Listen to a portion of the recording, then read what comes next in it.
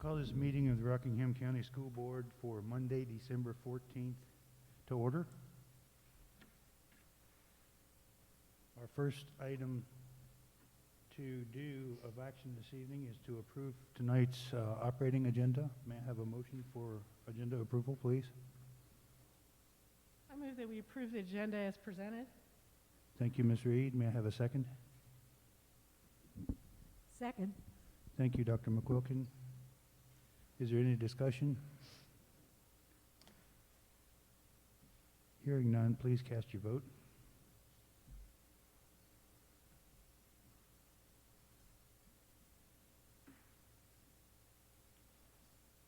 Motion passes. We have an operating agenda for this evening.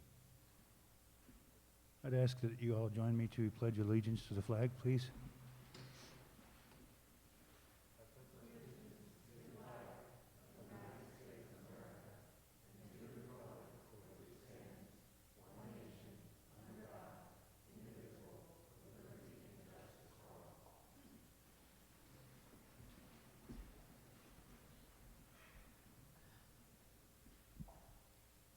May we share a moment of silence, please?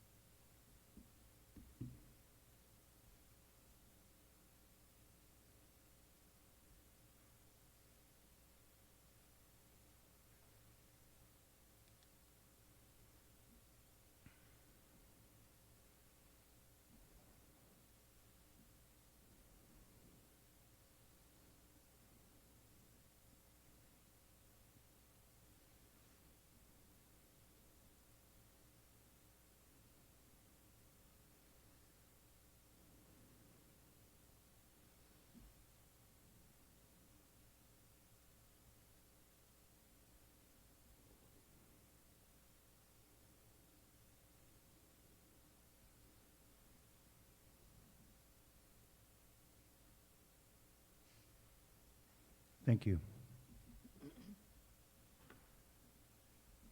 We are now to comments from the public.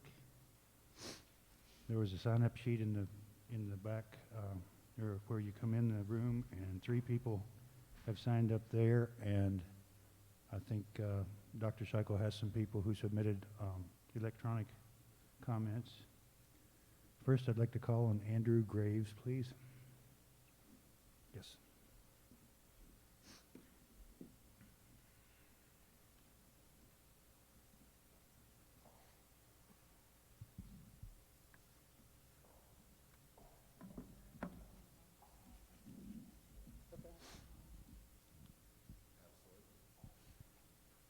Members of the board, thank you for allowing me this opportunity to address a position both as a parent, a chauffeur, and an advocate of a student athlete in Rockingham County Public Schools.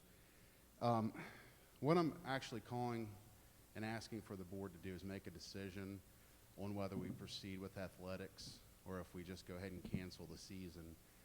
And the reason I think it's important is that a lot of these young athletes have been training and preparing for many months for a basketball season, and at this point we're aware of a rule which would prohibit them from participating in alternative or AAU type basketball during the course of a season.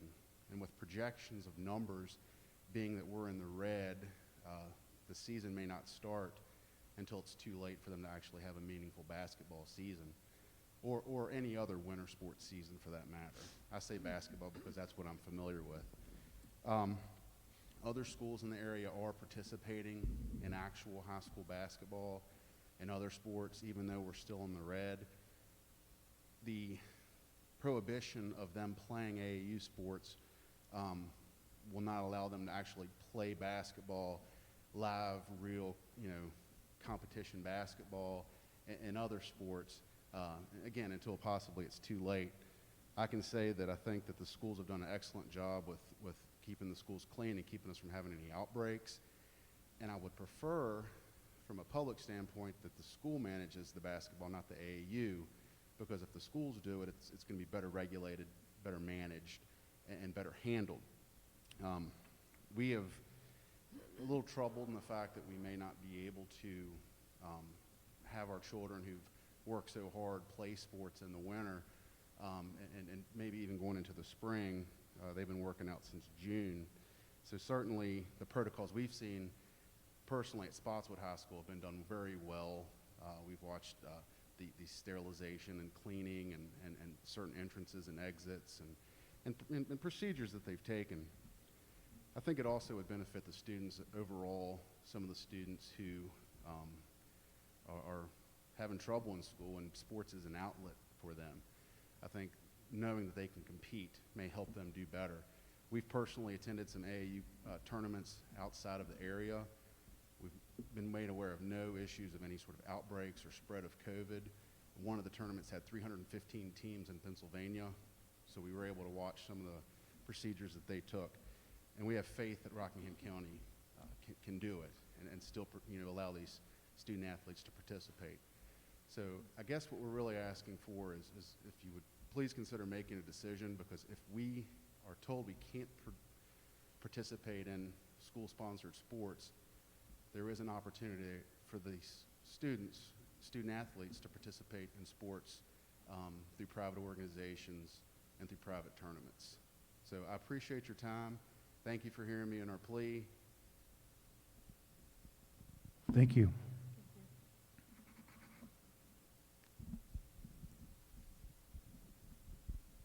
Next is Bob Lee.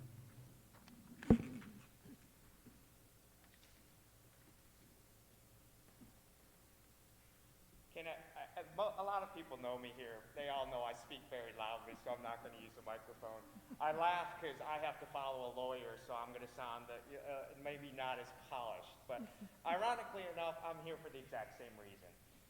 I think I'm a parent of 2 student athletes within the Rockingham School District, and I'm asking the board, I'm actually asking the board to just let the schools proceed with the VHSL guidelines and proceed with sports. I think the further restrictions of the masks are a great idea. I think if, even go further than the VHS guidelines and require masks. But first and foremost, I'm just asking that we go ahead and proceed as the VHSL has allowed. Let the VHSL make the big decision, and then the school board kind of follow along.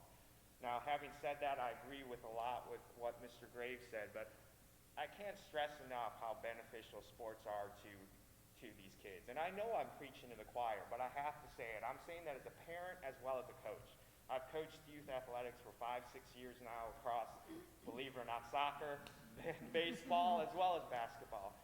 I mean, the physical benefits are real, and I hate to say it, in this day and age of COVID, childhood and youth and high school obesity, I think this is going to become, being in the medical profession, it's going to exponentially grow because of what's happened the last 8 months, 9 months. Sports is one avenue to help that.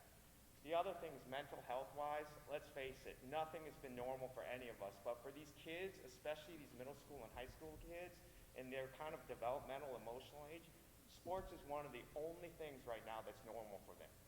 It teaches them so many life lessons, how to handle adversity, how to handle success, how to handle the star teammate, how to handle the last player on the bench. It teaches so much more. It's not just about the sports. A lot of these kids aren't going to learn these lessons in any other way. They really aren't.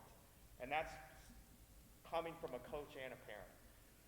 The final thing is, it's a small subset. It really is. But for some kids, this is their best or possibly only option to go on and pursue education in college. It's sad to say, but it's the reality. For a small subset, that's their reality. So I'm asking that we go ahead and try to make a decision to proceed with sports. As Mr. Graves has said, I've participated, our kids have participated in tournaments all summer long. Safely as far as I know. Of course, I haven't researched it, but safely as far as I know. As you guys all know, there's a local facility now that hosts basketball and volleyball tournaments with hundreds to 300 kids every single weekend, from North Carolina, players from Maryland, to me, the safest option for the kids is to play school sports. You can restrict the numbers, it's all local athletes, and you can actually have a true screening method. So you're taking the kids and you're putting them in the safest environment to do what they want to do. I know it's 3 minutes, I'm hurrying. And you know, finally, I mean, the biggest thing is first let me say thank you to all of you. I can't imagine what this job has been like the last 8 months. I truly cannot. And I appreciate so much what you're doing about trying to protect the students, the faculty, the parents. Athletics is a voluntary event. It is a 100% voluntary event. The parents and those students have made the choice already. The coaches have made the choices to proceed with that.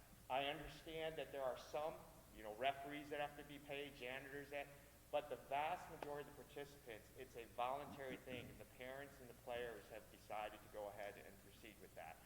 So I appreciate how much you want to protect everybody, but at some point, it's really, I think you have to give some responsibility to the parent and the player if they want to take that risk. And finally, along with what Mr. Graves said, if there is not going to be sports, what I would ask the board to consider is allowing the facilities to be used for club / travel / whatever you want to call it practice.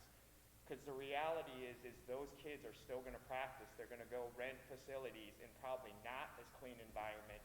And quite frankly, when the schools could be used for those activities and even make some money from it possibly. But that's my final thing, is at some point, I think I asked the board to give these kids the opportunity to play, but I strongly ask the board not to restrict these kids from the opportunity to play. One, by either delaying the decision too long that the seasons are all over, or two, by literally limiting any access to the gym and requiring county kids to go to churches or private facilities to even practice or play. And I thank you so much for the time and all your efforts with everything. Thank you. Eric and Tyler Nickel.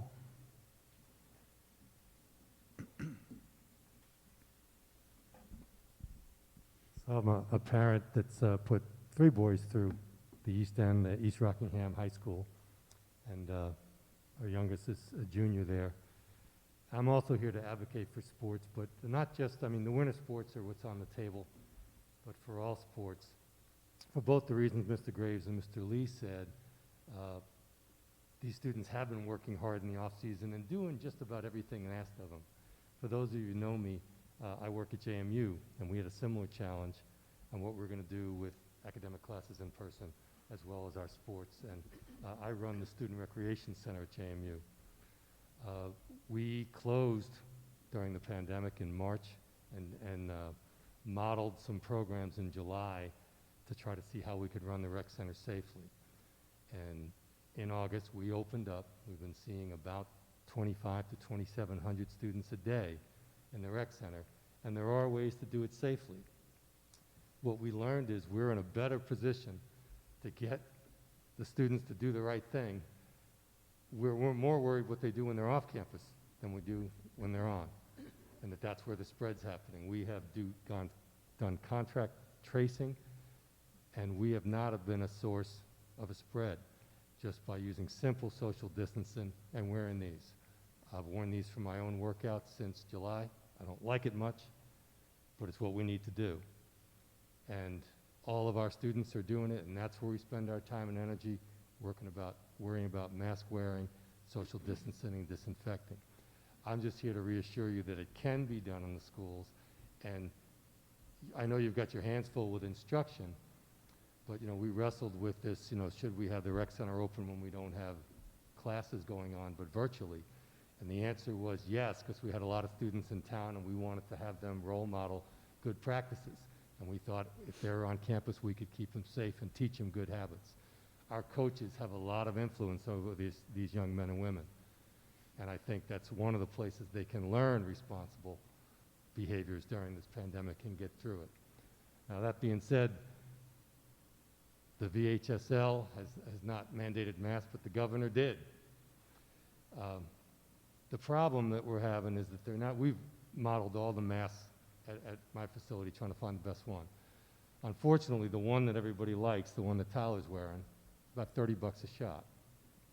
So if we were going to pursue that kind of thing, there might need to be booster club involvement or school board involvement in getting our athletes protected. Now, this does specific things. It's not made out of cotton. It doesn't get wet. It doesn't absorb sweat. It stays away from your face and doesn't go up your nose and mouth when you're breathing hard. But that'll be a challenge to get everybody in that kind of a thing. You know, the other option is these silicone inserts that hold your mask away from your face. Better than nothing, but still pretty challenging if you're wearing a cotton mask. So I was just here to advocate for the kids to be able to play, to reassure you that it can be done safely, and I know our coaches are really on top of this. I can tell you at East Rock, I've been in touch with all the coaches that have been training, and they are enforcing these things, and the athletes are listening. Thanks for your time. I know how difficult a decision this is. If there's anything I can do to help in sharing lessons learned and running facilities, happy to help. Thank you. Thank you. Thank you very much.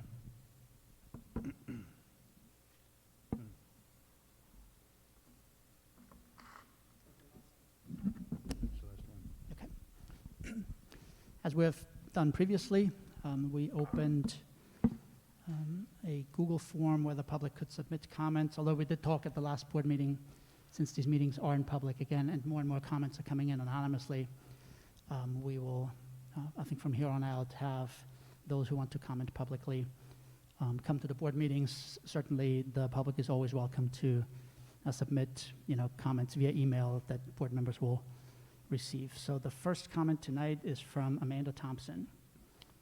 My children continue to learn through the Rockingham Home Learning Academy, and despite bumps and changes along the way, both continue to thrive, and I want to thank you again for the opportunity for my students to learn virtually, since that meets the needs of our family.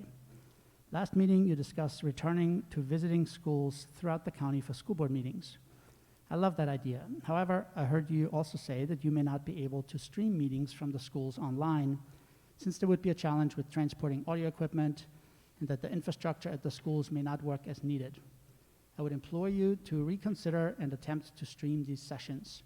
I love how engaged and involved I can be virtually, but I also know that because of my children's bedtime and my husband's work schedule, that I cannot make it to meetings in person. COVID is terrible, but access to these meetings has been a wonderful blessing, and I hope you can figure out a way to continue streaming the meetings so more citizens can participate. The transparency and ability to be in the know as decisions are made has been grounding for me and for many other parents I know. I hope we can figure out a way to continue streaming meetings. The next comment is from Sarah Good.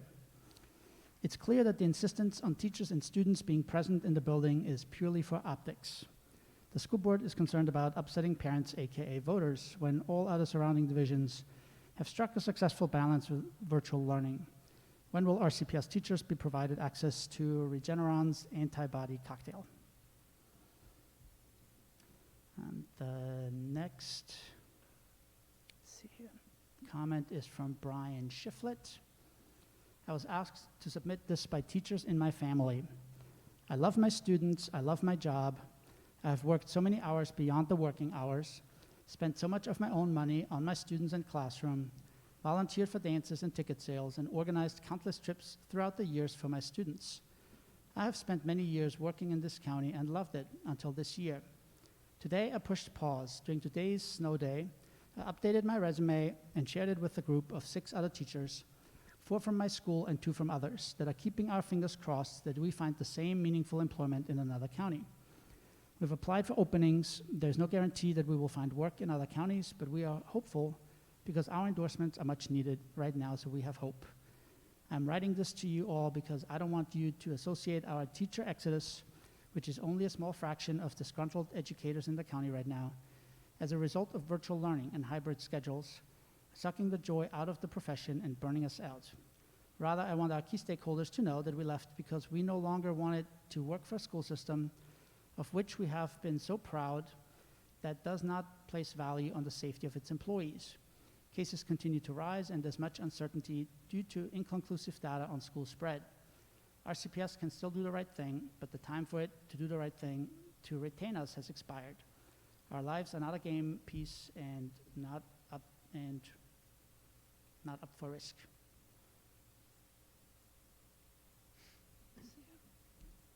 The next comment is from Chris Hurlbert. Please reconsider in-person schooling. Yes, it limits educational potential, but that's much better than causing death due to such a high COVID positivity rate. Go to remote schooling for the rest of the winter until a vaccine is available. And then there were 3 comments that were submitted without a name, and so those will be made available to the board members via email. And that's it. Is there anyone else at this time that would like to address the board?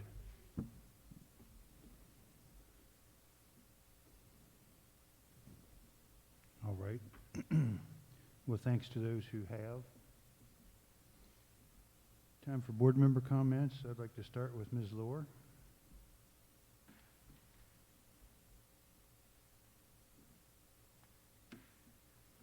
Thank you. I think I'm going to start with just sharing some things that were not highlights in my life since we last met. I lost a good friend to a car accident. He was a student in Rockingham County Schools. And I just want to say on behalf of our community, we lost a great one and we're going to miss him. And then personally, I lost a friend to COVID in the last 2 weeks. So I'm begging you all, please wear your seatbelts and your masks. They save lives. Now, now that I made it through the hard part, some highlights. I was able to visit the MTC farm and check out their animals, and things are going great there. I was also able to work with the FFA with their fruit delivery, which also made it so that I was able to visit the food pantry at Broadway High School, and I encourage all of you all to donate to that worthy cause if you can. I've also found some time to clean out my closets and was able to donate toys to one of our local elementary schools looking for gently used toys, as well as I've got some bags of clothes to go to the Broadway High School Kindness Closet, I believe it is. So there's lots of places to donate your time and just warm your heart, especially this season when we're maybe not feeling so joyful. And it definitely brought joy into my heart. I also was able to attend the Lacey Springs drive-through Christmas or holiday celebration. So there are some great things happening out there, some wonderful opportunities in our schools and our community, and I just hope everyone can take advantage and enjoy this holiday season while wearing your masks and your seatbelts. Thank you so much. Thank you, Ms. Lohr. Mr. Breeden.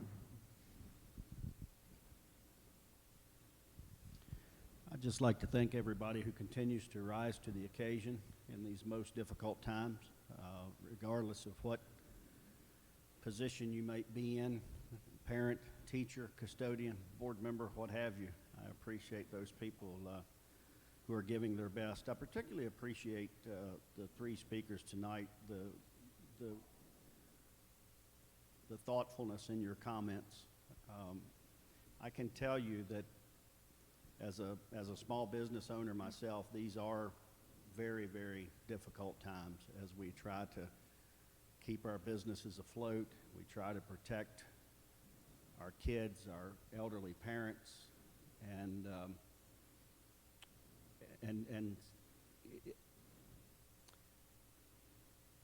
it hurts when you have people say that we don't care about the employees or we don't care about the kids. Ladies and gentlemen, there's no other reason to be up here if you don't. It's certainly not worth it financially. It certainly takes away a lot of time from family. Now, hey, I've asked for it, and I've done it, and I've enjoyed it for years. But these are very, very trying times. And as far as doing it for votes, I've already announced I'm not on the ballot the next time. So we'll just kind of dispel that rumor right now. After those negative comments, I hope everyone has a very Merry Christmas and is able to spend as much time with family as you can in the way that you're comfortable. But please do be careful, as Ms. Lohr said. I think we're in for some dark days. Thank you, Mr. Falk. Thank you, Mr. Breeden. Dr. McQuilkin. Thank you, Mr. Falk. I would like to, first of all, say thank you to our staff, to our teachers, to our custodians, to our food service workers, for everyone who is employed by our school division, for all the work they have done to make our buildings as welcoming and safe as they possibly could be for our students. We have outstanding air purifiers. Our students and faculty and staff are wearing their masks, and I would encourage everyone in the community. The three speakers this evening are very supportive of the sports, and I know we all are very supportive of the sports for many reasons, as mentioned. But it's so important for everyone to wear their masks, and we're asking everyone to do their part so that we all can do our part. And we wish you all a good holiday, with or without spending time with your families. I know this is a very difficult time, but we will get through this, and we will do it. Thank you. Ms. Reed. Thank you, Mr. Falk. Thank you to all of you for being here and speaking this evening. Mr. Lee, I know your voice is loud. I used to live next door to you. Thank you for being here. Thank you for being here, all of you that have spoken. I know Mr. Graves has left. Eric and Tyler, thank you for being here. We appreciate it. Recently, we've gotten a number of emails from people who have not wanted to sign them because they were afraid of retribution or that it would look unfavorably at their careers or whatever. It takes a lot of guts to come down here and speak in front of the board, and we appreciate that. We hear you, we listen, we use that information that we get as part of our thinking. I know the superintendent does when he makes his decisions too. As you can imagine, we get feedback from all sides, and I think you've seen that already here tonight, some of the pressure that we're up against. The other thing I wanted to mention is, over the weekend I was thinking about all those things that we typically do this time of year. We have a wonderful luncheon at central office. We go to all of our concerts. Our arts are active. We have all our sports going on. And I was really sad about that. And then today we had our snow day. And we had a new tradition. Well, we didn't really have a new tradition. We had an old tradition. We had a little bit of armchair quarterbacking on Facebook about our snow day and how it was called. And so it wasn't a depressing weekend the entire weekend, because we had a snow day, which is traditional this time of year for us, and then we had a little bit of armchair quarterbacking. And I guess I say that because I would ask that all of you out there listening and those of you that speak in our community, please, please, please, for the next 3 weeks, give our families of our workers and our senior leaders here the opportunity to take a deep breath. Lots of them get hundreds of emails. They get feedback wherever they go, the grocery store, the Target, sports games, everywhere, and they need a deep breath. They've worked hundreds of hours. And so I'm asking you, if you can think about it, and I know I made this plea probably 3 or 4 weeks ago, think about really whether you want to hit that send button or you want to make that post with whatever feedback you want to share. Obviously, if it's positive feedback, come on, go ahead. But just take a deep breath and allow our people to take some time the next 2 weeks to breathe. They had very little time over the summer to do that. They've constantly been working for the good of Rockingham County, and so please share that amongst your friends, amongst the community members in order to do that. I guess that's my Christmas holiday wish this year, for just a little bit of a deep breath for all of us, collective deep breath. I want to wish everyone a safe and healthy holiday. There are testing sites across the county. Take advantage of them. Some of them are doing testing very quickly, so if you feel like you need to have a test, most of them are free, please use them. I know with the snow that we think is coming on Wednesday, that some of that's been shifted. Usually the university has a large testing site down at U Park, which I think is usually Wednesdays, and it's Tuesdays this week. And then Rockingham at Crossroads, at the park down there, they've been doing testing. So I know that the medical professionals down there are very helpful and courteous and can walk you through the process, but take advantage of those services if you need them. So thank you, Dr. Scheichel. Or Mr. Fultz. I'm off Thank you. today. Dr. Scheichel. Thank you, Ms. Reed. I want to first thank everyone who doesn't come with a simple answer to a very complicated issue. And so I think tonight's speakers, represented that. They understand there's complexity.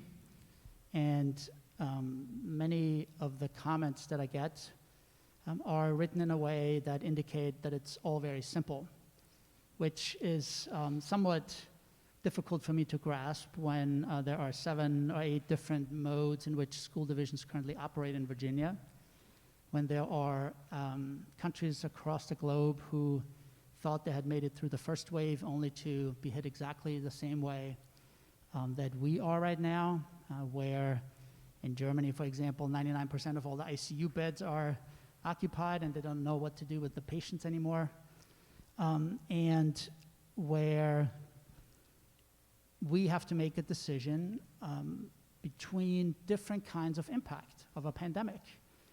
So when we get messages, it's either all simple, all the kids need to be in school, or it is simple, we need to just all be at home. And it's never that simple. And when someone says the school board makes these decisions for votes, I have found very few people so far that have said, wow, yeah, what you're doing is exactly on the mark, because we have a tendency these days to live on the extremes. And so if we advocated for either completely remote learning or for everyone and we pretend this isn't going on, that's what may get you some votes, right? But not kind of a balanced view with nuances and making difficult decisions. So what we look at and what this board has looked at is information from elsewhere that we can learn from. After all, we're in the business of education, and so what we learn from others and what we see in solid and sound research does drive the decisions. And I've said this before, but I'll say it again, it is very rare in my conversations with other superintendents to talk about school boards and not get the sense that in many places these decisions are made based on simple personal preference or votes at the next election. And I don't get that sense here because, again, in many cases, these board members have shown that they will vote knowing that that will cost them votes at the next election. And as for the comments that we retaliate, I would say there are still people working in Rockingham County that if I would read their comments out loud, I'd have to ask Mr. Perkins to bleep half of them. And we still are here understanding that sometimes just people being angry and that we need to have conversations. And there's not a single person that has faced retribution from my office for speaking up with a differing view. In fact, in all my meetings, that's one of the demands, that if I have a meeting with 4 other executive team members, that if we all agree all the time, then we really don't need to meet all 5 of us. I can just make the decision, or one of them can. And so, differing opinions are sought out. What we do ask for is that it is based in sound research and that people bring information to us rather than just saying, you're all idiots and here is exactly what you need to do. So that's difficult to stand up to that in a community, and so that's my personal thanks to the board members and then also to a really amazing team across the school division, beginning with a chief financial officer, a chief HR officer, and 2 assistant superintendents who are there so much that some people do think we have a night shift in Rockingham County. And they have taken on basically a second task in addition to all their normal work. And you don't do that if you don't want to do what's best for this community. So there's so many people who care about all the right things. And then the final one that I want to mention is Becky Ford.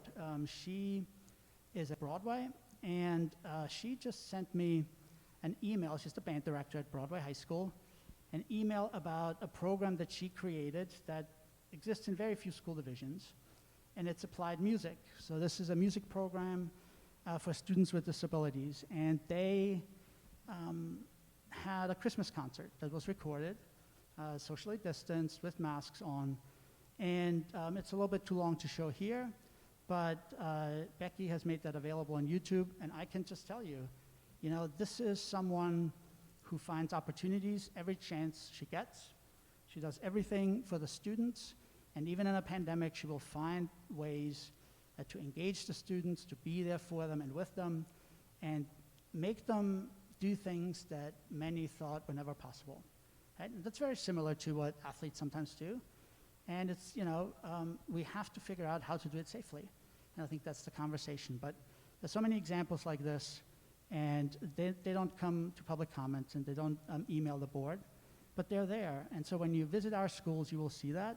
And I just want to say thank you, you know, for everyone who is committed to that and has a balanced view of what surely is an incredibly complicated problem that even top scientists don't yet agree on when it comes to the details of it. So thanks, and I know we will talk a little bit more later about the specifics about vaccines and what we're seeing, but yeah, that brings me joy to work with people who are willing to argue and discuss and bring their knowledge to the table, because I enjoy nothing more than talking to people who know what they're talking about.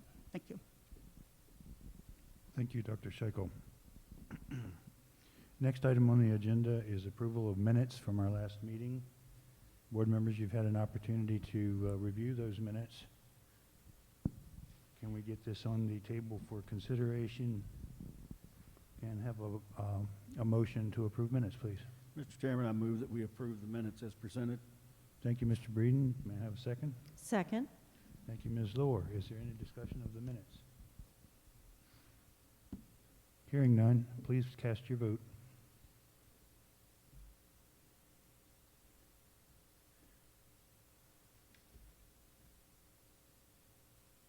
Minutes are approved unanimously. Next item on the agenda. In your materials, you have the bills and mileage bills for November, and I recommend approval of those bills as presented. Thank you, Dr. Scheichel. We've heard the superintendent's recommendation. May I have a motion? I move that we approve the November 2020 bills as presented. Thank you, Dr. McQuilkin. May I have a second? Second. Thank you, Ms. Reed. Is there any discussion of the bills or the mileage as presented? Hearing none, please cast your vote.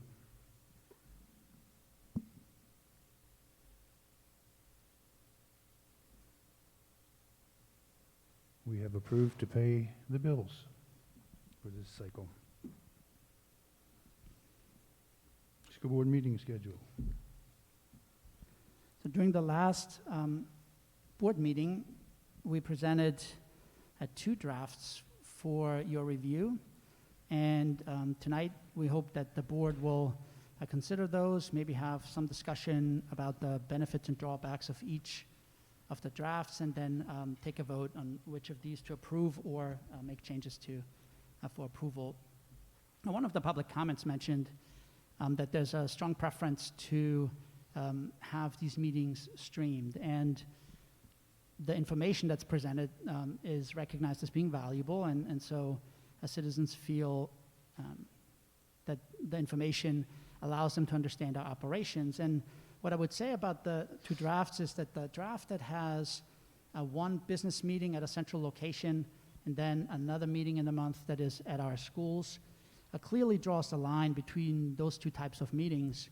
The business meeting is where, you know, all the decisions about operations and programs where votes are taken will be made, and so the public will still be able to see those. And then the meetings in the buildings will be more for the recognitions that the board conducts and for some of the school presentations. So the public will not miss out on the meeting content that is really about the operations of the school division and the direction of the division and the educational programs. However, if the board desires to have both meetings in schools, then you also have a draft for that. So draft A is the one with all the meetings at schools and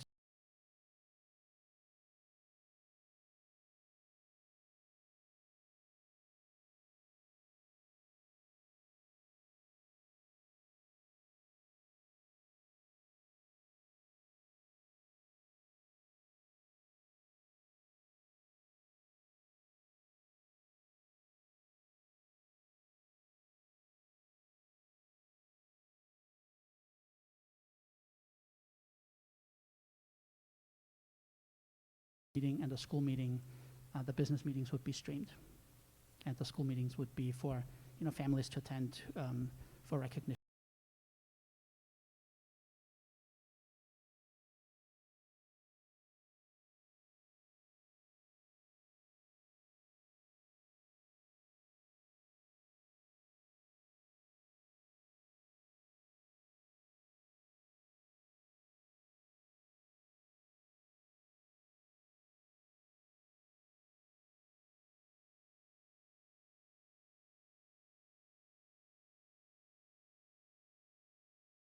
And I know this is getting the process a little backward, but if we did go with draft B, those meetings in the schools could be recorded and posted, could they not?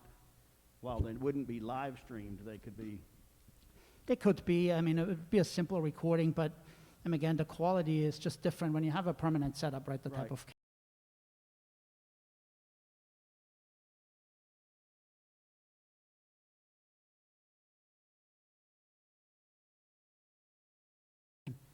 it's just you get to see, from a different perspective, but it's not going to be as high quality. So yes, Right. that's certainly possible. Right, okay. Other thoughts? I would think that draft B would offer us some flexibility as we go into next year.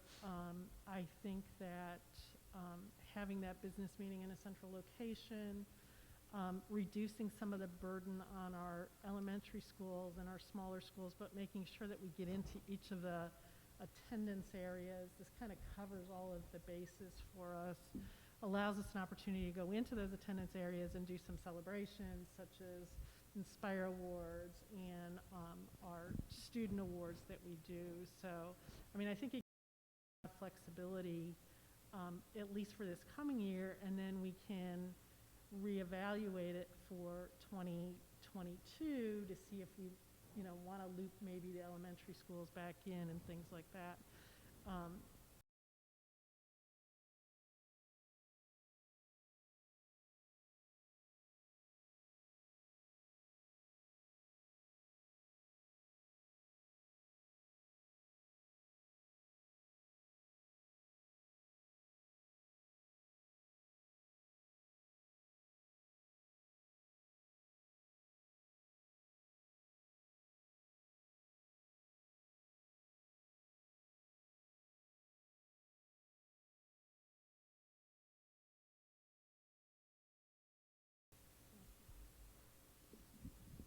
Thank you, Ms. Reed. Well stated. I guess I'm the one who really likes going out to the buildings, to the various buildings. I enjoy going to the communities, to the schools. I really like that. However, I also recognize that having time for us to stream or have the meeting streamed is very important, especially during this pandemic.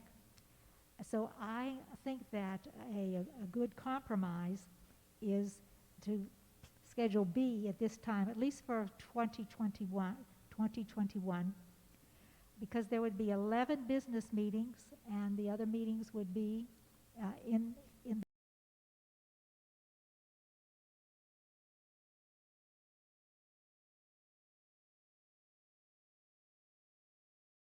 out today. We still will be needing to do a lot of live streams, so I think that it would be a good idea to look at Plan B, which is the business meeting at a central location, and the second meeting of the month would be in the middle school or a high school. Thank you, Dr. McQuilkin.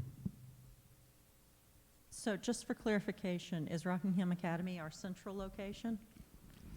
No, so we've spoken to county government, and so that would be the preference, that it would be in the county board meeting room, because there's a lot of the technology is already set up there. There are multiple screens for people to view, and so that would likely, and we've checked, the location should be available for pretty much all those. That would be the preferred central location. So same room where the Board of Supervisors meets.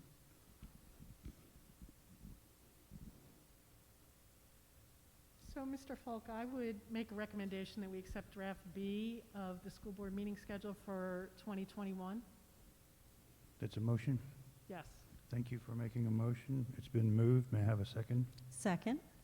Thank you. It's been moved and seconded to accept and approve school board meeting Schedule B with the combination of business meetings at a central location and second meetings at the area schools.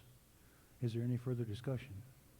I would just reiterate that I think it's very important, even if the quality is not what the streaming is, that there be either a video or audio of the meeting, just to provide people the opportunity to know what it is we're up to, even though the agendas are presented ahead of the meeting.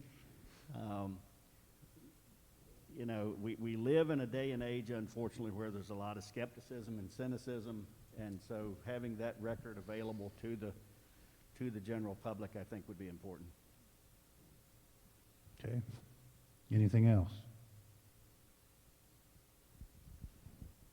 I would just like to say that I concur with my colleagues on choosing draft B, and for the logistics involved in setting up the recording and the audio and the sound quality and all that sort of thing, having the central location will provide consistency and make it a whole lot more efficient and effective for our people to get ready for the meetings and to broadcast them. It's been moved and seconded. If there's no more discussion, please cast your vote.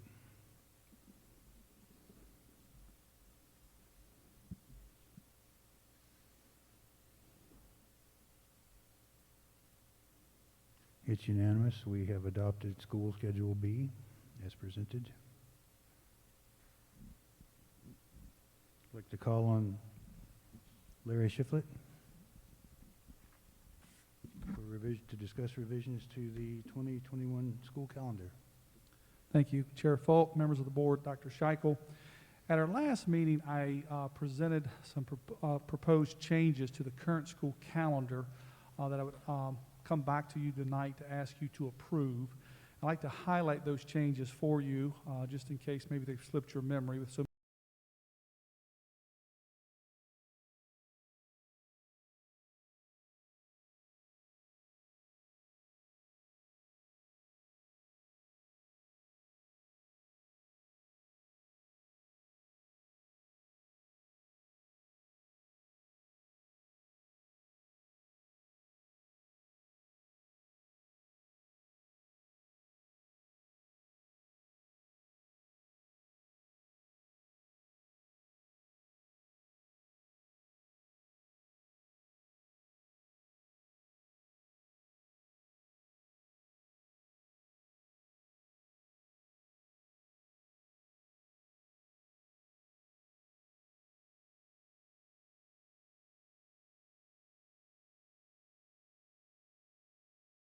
school calendar.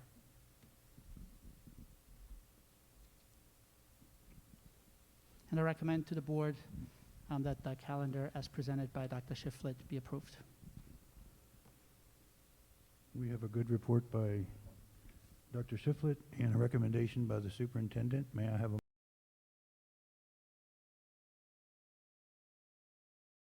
Presented by Dr. Shiflett. Thank you, Mr. Breeden. May I have a second? Second. Thank you, Dr. McQuilkin. Is there any discussion, or do you have questions for Dr. Shiflett? Dr. Shiflett, today concerned me, and the upcoming snow concerns me even more. So we've lost one day. We've already got a shortened semester. We've lost today, and I'm wondering how many days each semester has, and then where our makeup days are. Does that make sense? Are we going to have all our makeup days in second semester while we're losing days in first semester? Well, the school board determines makeup days, so I don't want to speak for the school board, but I would be very doubtful that we have makeup days. We're not going to get to 180 school days this year, nor will we make the 990 hours this year. Okay. What we are going to strive earnestly to reach is at the elementary level, we need and are required to meet 560 hours of instruction in the 4 core subject areas: English language arts, mathematics, science, and social studies. We will strive to meet that threshold because I do not anticipate that being waived. As far as the days go, for first semester, 86 days. Second semester would be, let me look, I don't have my reading glasses, golly, 87 days. So typically we miss more snow, January, February, so it could be a wash. It's always hard in building a calendar to try to predict what the weather forecast will hold and when we will miss days and when we will not. We were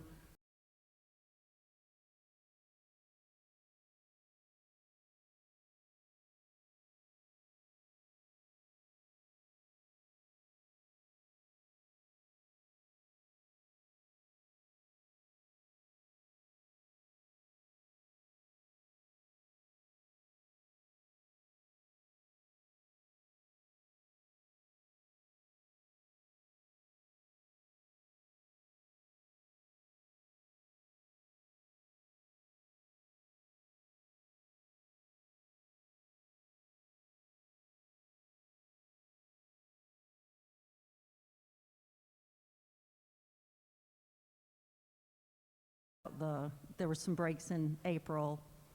They were all, those 3 days were just 2 early release days and 1 delayed start. So they were already days in the calendar. We're just making them full days Okay, and not early release or delayed start. okay. So the number of days would be the same, just to be a full day. And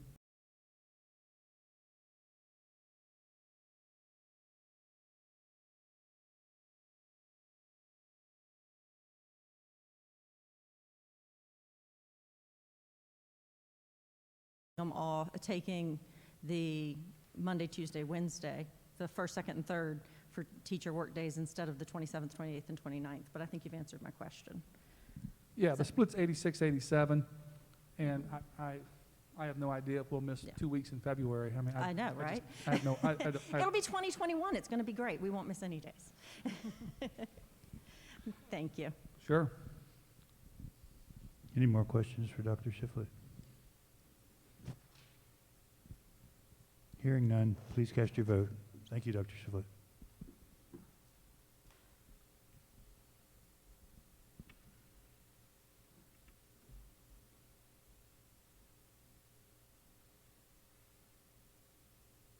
The motion passes unanimously.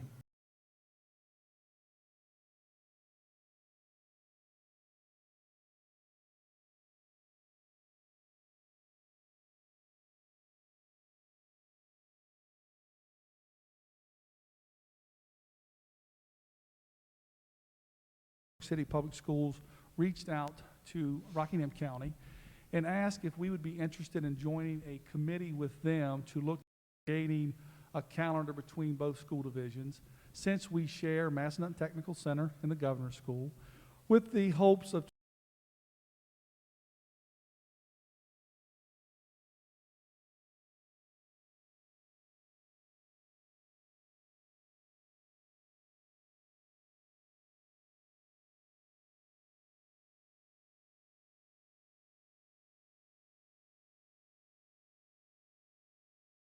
I have a recommendation to have our Future Focus Committee serve on the joint committee with the members of Harrisonburg City to look at a calendar for our school division, which would also maybe be commensurate with their needs and desires as well.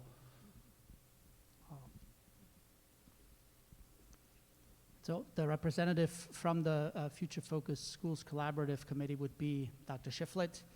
If one person attends the meetings, and then again, the entire group may participate at times as well. As you know, We just recently joined this nationwide collaborative for school divisions that are future-focused. You know, at the Model Schools Conference, we heard about the distinction between forward-focused, looking at what we have and what we can change, and future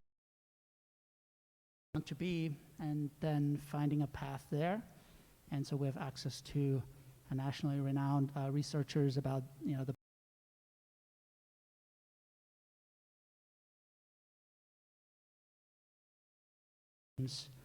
appropriate group to me to take on, you know, a creative approach to maybe developing a calendar.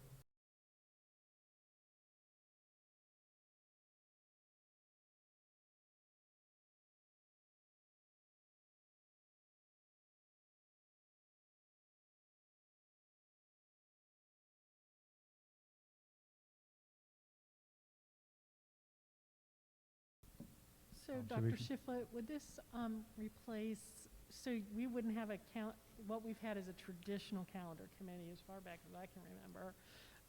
So the Future Focus Committee will essentially be that, and then they will be a liaison in your work with Harrisonburg City, is that correct? Yes, that's correct. Okay. Traditionally, we've had a representative from each school come together, and we would meet and kind of hash out some drafts. But what we're recommending is, as our future focus team is thinking about what school will look like a year or 2 years from now, we want to build a calendar that will support that effort and help us move us in that direction. So it seems kind of counterintuitive for the future focus group to be having conversations about collaboration days and PD, and then have a calendar committee over here doing some work. So we want to try to get that aligned as much as we can. And it's difficult, I think.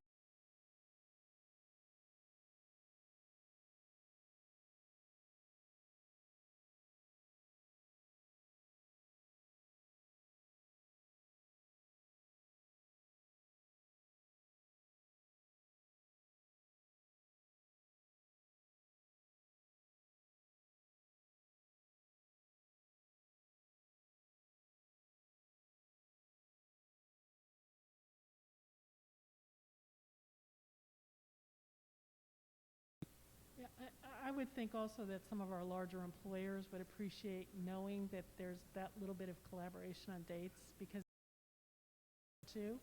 And so I think that may factor into some of their decisions about holidays and time off and vacation time, and schools start at the same time. And so I think this is a next natural step. I think we just have to have an awareness that it's going to be a little different than what we've traditionally done, and so that the stakeholders kind of understand that and some of the rationale behind it. So, And our plan would be to share with our stakeholders, our faculty and staff, drafts of what we're exploring and the options that we're proposing, so that people do have a chance to give some voice to it. I think that is important. thank you.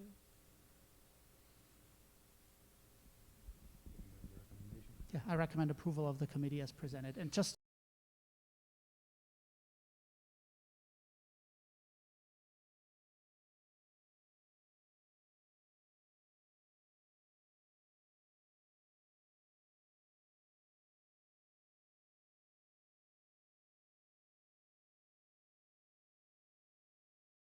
We have a recommendation by the superintendent. May I have a motion?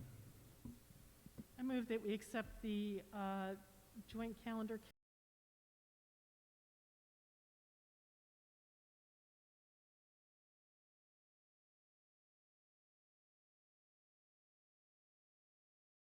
Mr. Breeden. Been moved and seconded. Is there any more discussion? Are there any more questions or observations?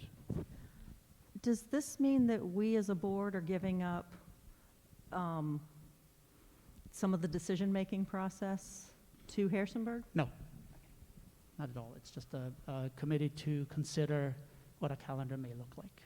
And there's no obligation from one division to the other. And the board has ultimately the decision.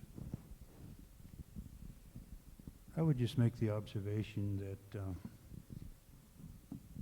in dealing with Harrisonburg City Public Schools since 1996, this is very refreshing and heartening to see cooperation being approached from both divisions to work together for the benefit of the entire community. That's a good move, and thank you very much for your work on this. If there's no further discussion, please cast your vote for the motion or against it.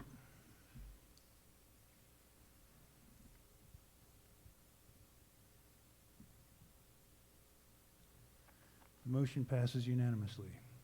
Thank you, Dr. Shiflett. And while Professor Fitzgerald's walking up to the podium, I want to publicly thank Dr. Richards from the city schools for reaching out. That was, he proposed that idea, so it's been a great working relationship throughout the months. And now to discuss high school course offerings, the legendary Eric Fitzgerald. Yes, sir. I do want you to know 21-22, the school year is coming. So there's lots of bright lights. Chair Falk, board members, and Dr. Scheichel, at the last school board meeting, you were presented with a list of courses, potential courses for the 2021-2022 school year. Tonight, I ask for your approval for that list of courses for next year.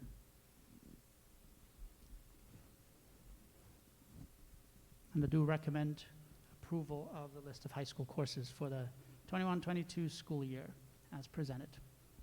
We have a recommendation by the superintendent. May I have a motion? I move we follow the superintendent's recommendation to approve the list of high school courses for the 21-22 school year. Thank you, Ms. Lohr. May I have a second? Second. Thank you, Dr. McQuilkin. It's been moved and properly seconded. Are there any questions or observations while we have access to Mr. Fitzgerald? Mr. Fitzgerald, I understand that we have some new courses, and I saw those listed, and anybody could see them who would look at the agenda can see also. Were there any courses that were omitted? I'm sorry, Dr. McQuilkin, I didn't catch that. Were there any courses that were removed from the list? No, we did not remove any of the courses. When meeting with the teachers, we did have a couple of recommendations. However, because this year's a little different, we decided to leave those on. I don't think they'll be offered next year, but we'll take action to get those removed if that becomes necessary next year.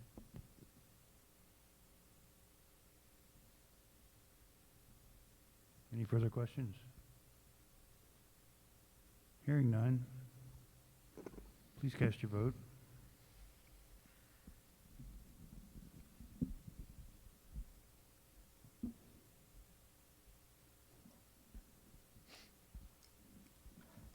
Next year's course offerings have been approved unanimously. Just one additional comment. The Teachers for Tomorrow mentorship course is added, the second one.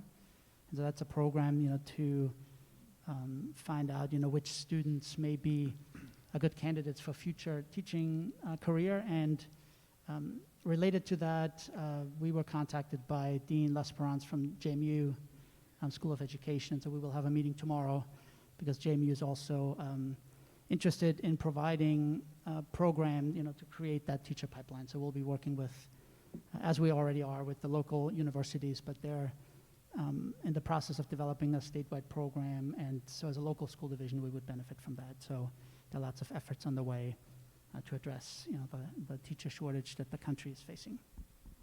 Thank you. Thank you.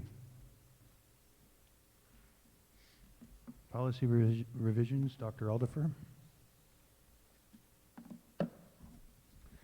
Chairman Falk, members of the board, Dr. Scheichel.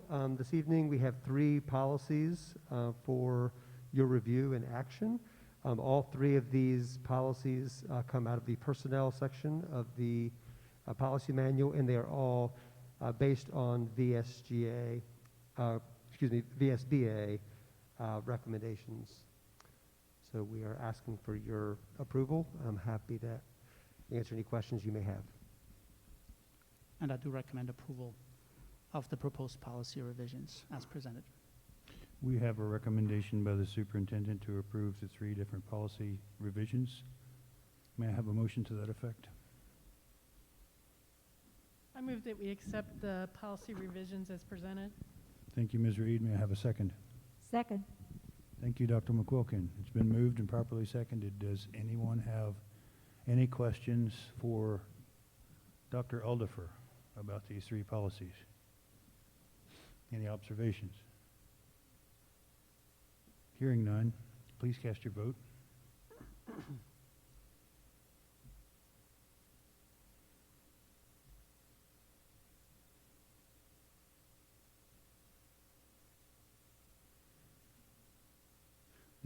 The revisions pass unanimously. Thank you. School improvement plans? Yes, so even though we didn't have SOLs this past year, we did have 3 schools that, based on some previous year's scores, were in need of putting together some school improvement plans. These schools are John C. Myers and Lacey Spring elementary schools. Both of them had areas to improve in the subject of science, and Audubon Elementary School, which showed need for improvement in reading. As a result of those, we've gone through academic reviews of each of those schools and then have put together school improvement plans, and as is expected and required by VDOE guidelines, those need to be approved by the school board. So they're there for your review and approval. And I do recommend approval of the school improvement plans for these 3 schools as presented by Dr. Aldifer. We have a recommendation by the superintendent on the 3 improvement plans. May I have a motion to that effect? So moved. Thank you, Ms. Lohr. May I have a second? Second. Thank you, Mr. Breeden. It's been moved and properly seconded. Are there any questions, or is there any discussion to be held with Dr. Aldifer while he's here before we vote?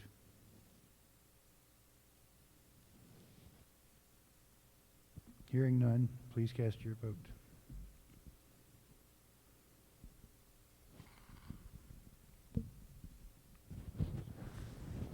The motion passes unanimously. Thank you, Dr. Aldifer.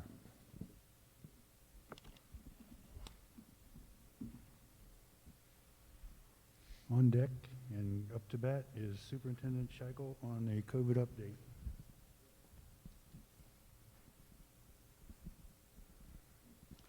Chair Falk, members of the board, and everyone in attendance at home.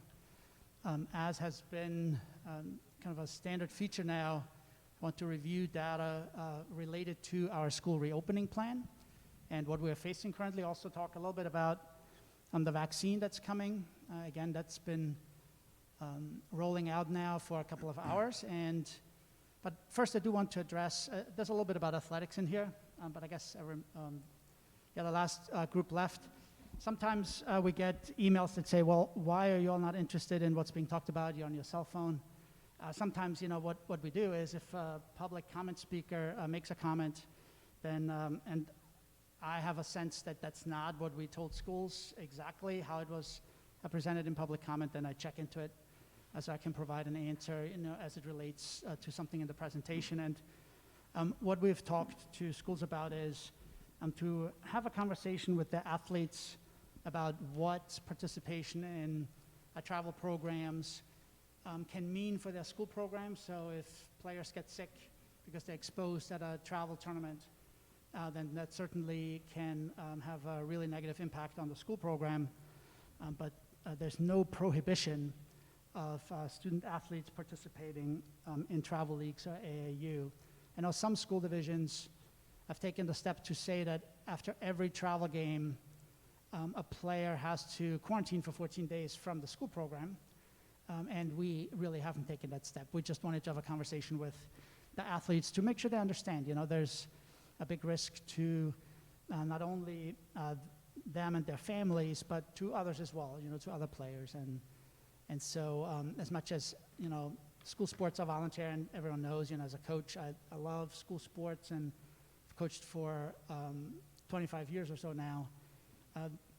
Not everything is voluntary, right? Because if someone gets infected because we're playing without masks or whatever it may be, because of the asymptomatic spread, they could pass it on to someone who certainly didn't volunteer to be in an ICU bed because they were exposed by an athlete. So we have to be very careful, but just like with the education piece, we want to make sure we do it well and have the options available. So this, again, the latest school reopening plans to make the point that there's a patchwork of different approaches. We're often asked, how in the world are you partially in person when, schools are spreading this? And so you can see, if you look at the 34 school divisions that are fully remote, on the next slide, what their color is for the CDC school metrics. It doesn't seem to make much of a difference what the school mode is when it comes to disease spread. And that's been shown in the research across the globe, that schools, even though they reflect the communities by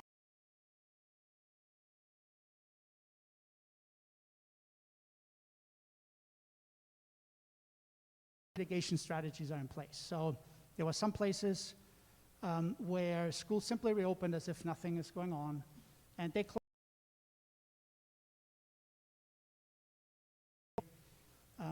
a high viral load and also can infect others as readily as adults. Children, there's some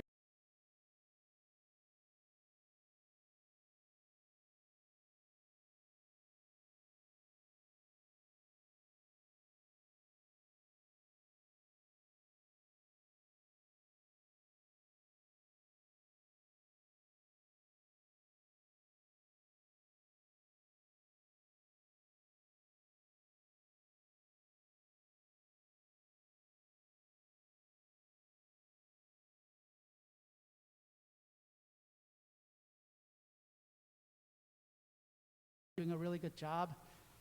What sometimes happens is there's a significant over-reporting, and then VDH doesn't go back and correct the data from 4 weeks ago. They simply issue a credit, so to speak, for the overall number.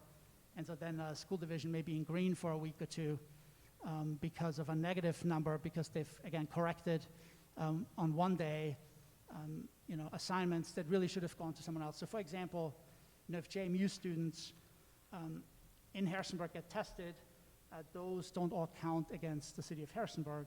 But that can happen, if the data flow isn't entirely accurate, and so then there's this credit issued. But again, you can see that all different kinds of reopening plans, and simply community spread. That's what's going on. It is spreading significantly, and if you think this is bad, please consider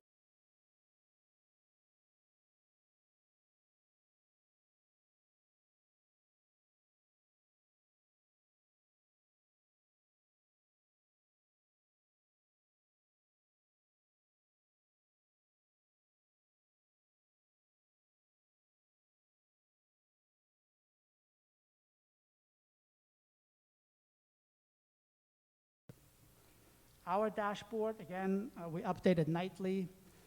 There are active cases listed, so parents can see how many cases are there. We've been asked to provide the total number. Recently provided that to the DNR. By now we probably have about 100 cases where someone came to the school and then tested positive, so either a staff member or a student. And up to this point, we've always said, but we haven't seen someone in the school infecting someone else. And, full disclosure, one case where one employee infected another, but in the end, that was because both were working together with no masks on, with no students there, and both employees were neglecting the safety precautions. And like I said, when the mitigation strategies aren't being followed, then you can have issues. And so, conversations with VDH and others, the mitigation strategies have to be in place, and they have to be followed. And we can't close school because as staff, we don't take it seriously. We have a 100% expectation that people wear their masks. VDH will tell you if you're in a room with someone who is positive, but you are distanced and both wear a mask and there is good ventilation, you do not increase your risk of getting infected. And so we can operate schools safely. It's been done across the globe where schools are open with students there, but it's only successful if mitigation is in place. The current spread is no longer based on outbreaks at long-term care facilities. It's community spread. People are getting together and they have social gatherings, and that's currently driving community spread across the state and across the country.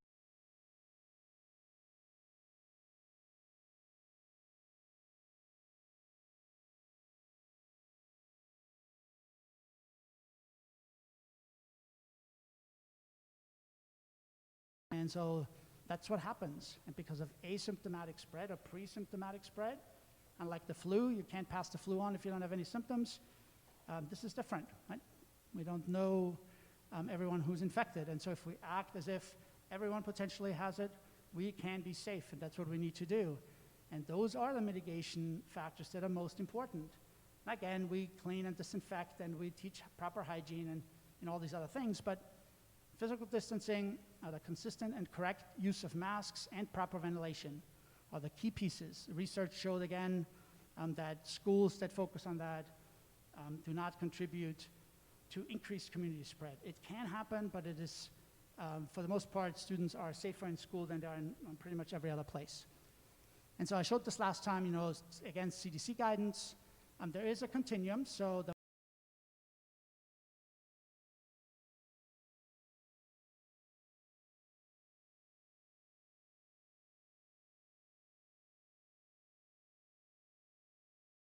CDC is, again, the range of mitigation strategies. And so the CDC has been very clear that even if you're in red, doesn't mean you need to close schools or go virtual. You simply have to be even more diligent about your mitigation.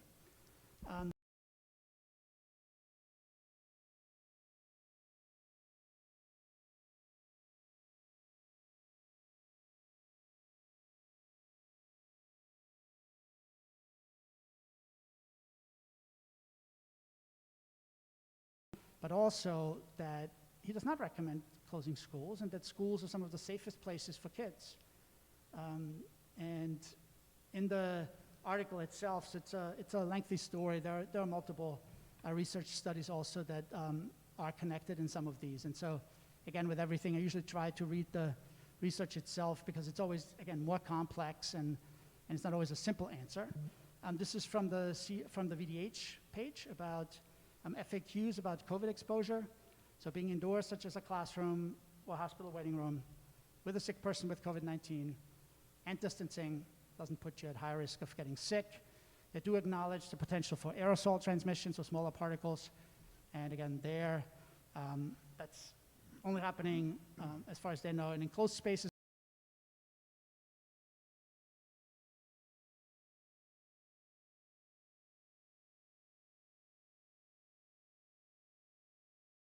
Close the bars and keep the schools open.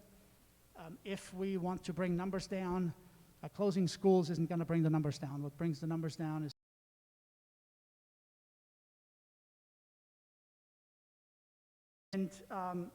so the Miami Herald had this piece where they then looked at other countries, so in the United Kingdom, and then research was done on that, and they found that very few cases came from schools, and again,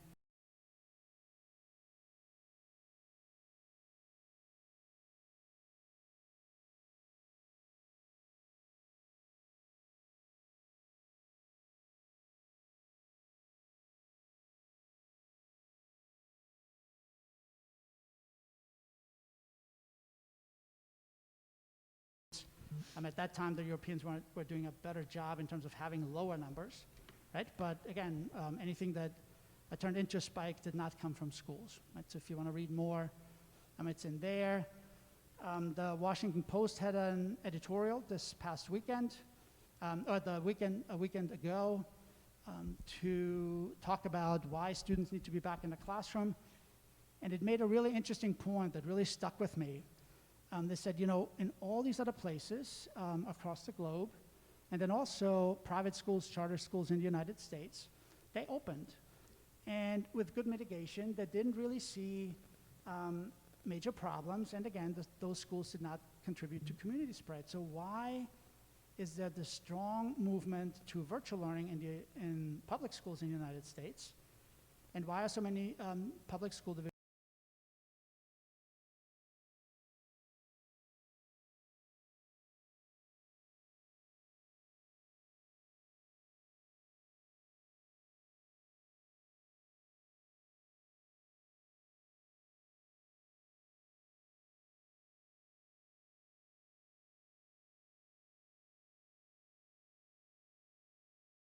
in their community are often the best able to provide a meaningful learning environment at home, but that students from poverty families and others that usually already face gaps and obstacles don't have as much political clout, and so as a result, that's why the move to virtual education has happened, right? And so, again, reiterating Fauci's line of close the bars and keep the schools open. Now, I will also say that there was a follow-up, a letter to the editor that I also found interesting that said close the bars and the schools. Now, if that were to happen, that's a different story. And I'm referring back to March when we first closed. The day the governor announced that schools would be closed, we had a staff meeting at MTC, and we're just going to present research from other countries that the CDC had picked up on, and the CDC recommendation was that school closures are only spread if they are part of a larger community mitigation strategy. So in the European countries that now faced really high numbers, that's what happened. Countries are on lockdown again for institution to close before they lock down, and they're the first to reopen after lockdown is lifted, because closing schools alone on disease spread. So, but if it is part of a larger strategy, then of course everyone being home, that reduces the numbers. And so, you know, that's also what we talked about last time, what we need in the community, because the disease spread is significant, right? I've shown the numbers before. Anything above 200 is in red. It's also really concerning that the positivity rate of PCR tests is 16%. Again, I spoke to the regional VDH director today, and again, we talked about, you know, how this third item there, the third core indicator, ability of the school to implement the key mitigation strategies, you know, has an impact on what you decide to do. And secondary indicators, yes.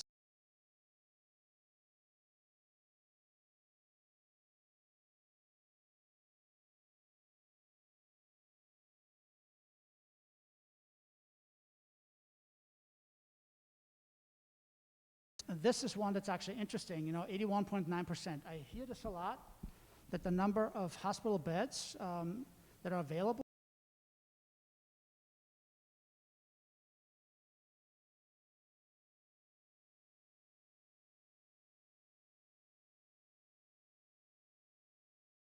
you doctor, the bed is not particularly meaningful. So that's a number that those what matters is whether ICU patients can actually get treated. So again, we have to be careful. With VDH, my conversation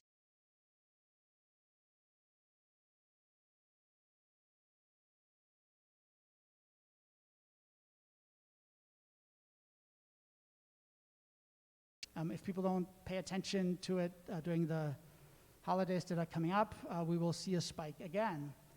And because of those large numbers, contact tracing for VDH is becoming more and more difficult. And so they prioritize, they don't have the resources to truly chase down everything, and that's a big concern, right? Because once you can't do the contact tracing, people aren't aware that they were exposed potentially. So we do our own contact tracing, but may need to do you know, more detail there because VDH may not get around to it. Again, shortage of available ICU beds, and I talked about this earlier. 99% of ICU beds in Germany, for example, now occupied. So that's a health system that's highly regarded, and this is what they're facing, right? So additional cases, they just can't handle them anymore. And then you see what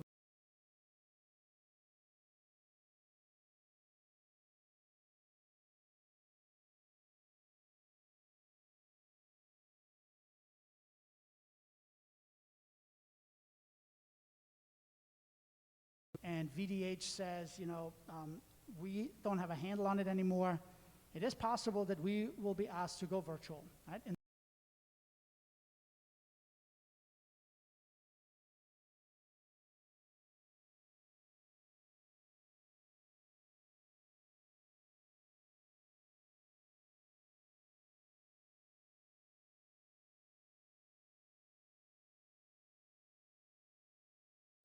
it seems like we were just taking the masks off and people were gathering without any mitigation.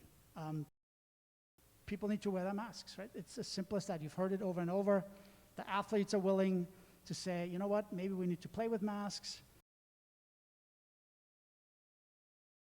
There's some professional teams, that play with masks. And so it's all possible. But again, if we get into a situation where we can't staff a school, then we may change the approach, but it would likely be for that school only, right? So if we can't have a school staff, then maybe that school would go virtual. But families need to be aware of this. We will try to have the kids in the building because they are safe there, and changes can happen. Now, some good news, right? Vaccine is on the way. The Pfizer vaccine, 95% effective. 2 doses will be necessary. There's some benefit after the first dose, but the doses are after about a month, the protection is there. Of course, for education, what's important to know is, at this point, it's not available to anyone under the age of 16, because none of the testing of the effectiveness was done.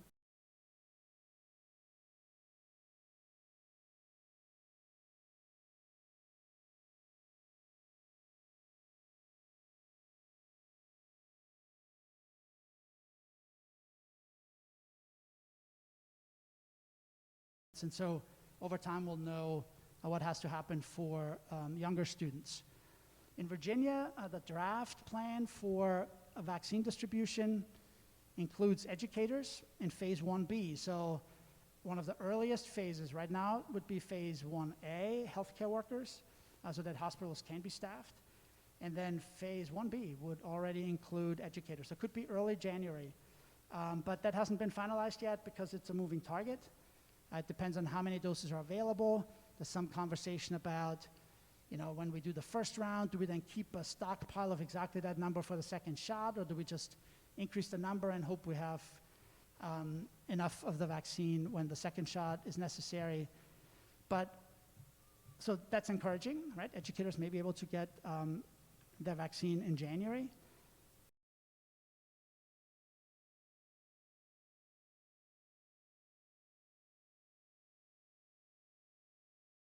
And it is something that will have to impact how we move forward once vaccines are vaccinated.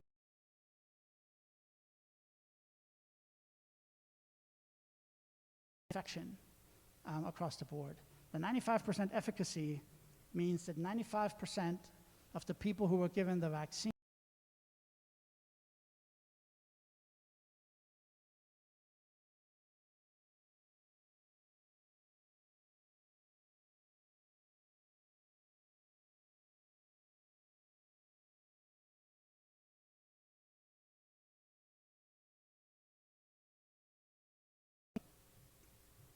And so be ready for that, right? Some estimates are it may provide protection from infection for about 50%, but it's going to be nowhere near 95%, right? It's important that 95% of people won't get sick, but masks will be with us for a little while, even once vaccines roll out.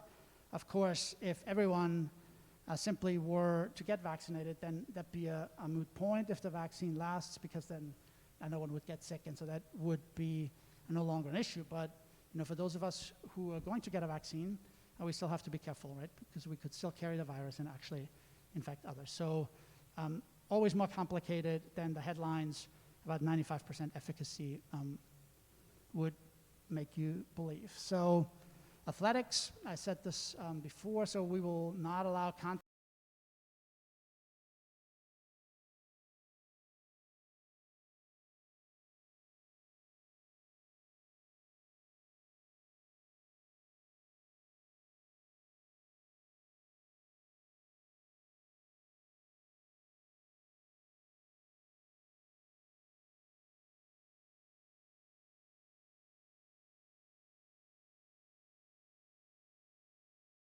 These can have their practices. The VHSL does recommend masks for practice and competitions. Initially, they issued a press release that they were going to require it, and then they decided not to require it, so now it's only a recommendation.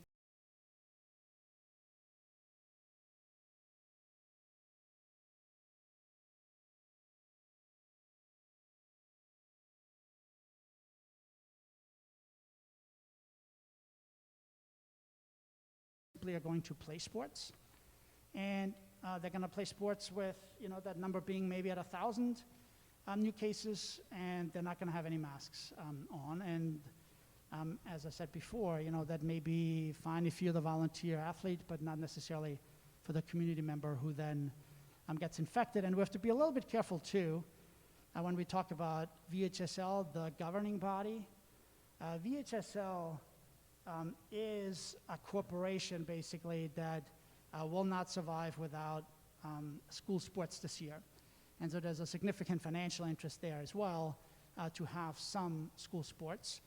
And so that's also what makes it difficult to address it, right? Because they're independent of DOE in that sense. So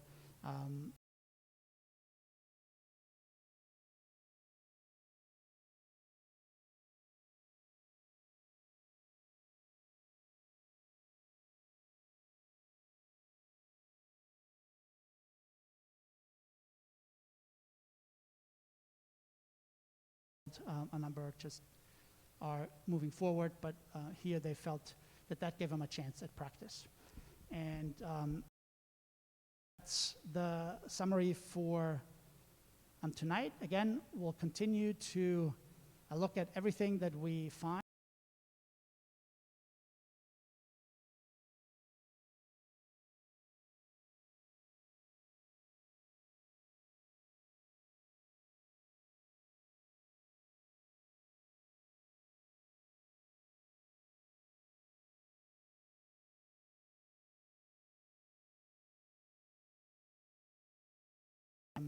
And that's with a caring adult in one of our schools with all mitigation strategies followed. When the kindergarten students that no one thought could do it, can do it. When we heard all summer, no way you're gonna have schools with kids in masks, and yet we do. The grown-ups need to grow up and wear their masks. It's that simple. I think there's no time for patients to risk having kids in the building when all it takes is for adults to do what it takes to keep them safe, right? Of course, students have to as well, right? But with adults, that's, I think, a special case of risking what we're able to do in our buildings. So if you have any questions, I will gladly try to answer those.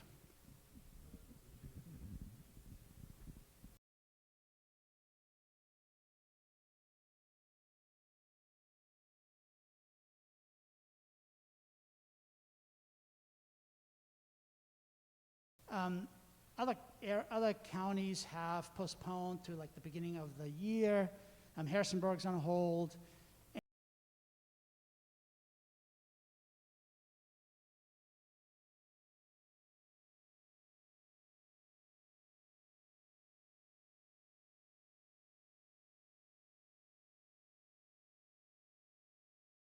The first permitted contest, but that's unlikely to happen. And what's really important for us is during the holiday break. Some school divisions, I believe Augusta County announced that they will be virtual for the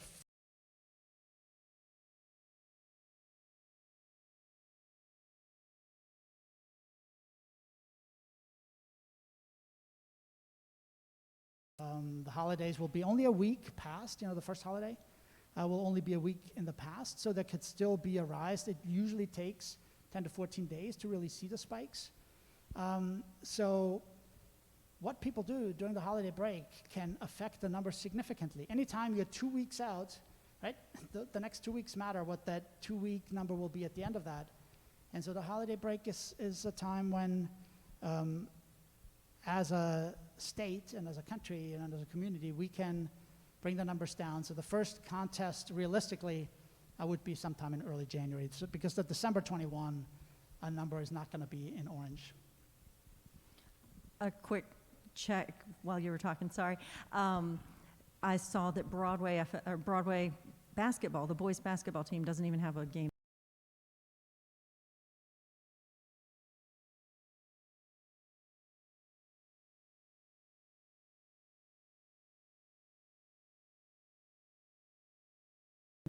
Both need to be in orange for competition to take place. And if we require masks of our athletes, I'd be reluctant to play a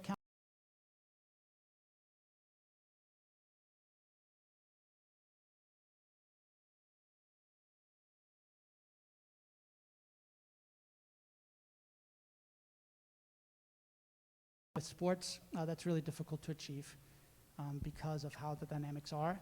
And we often try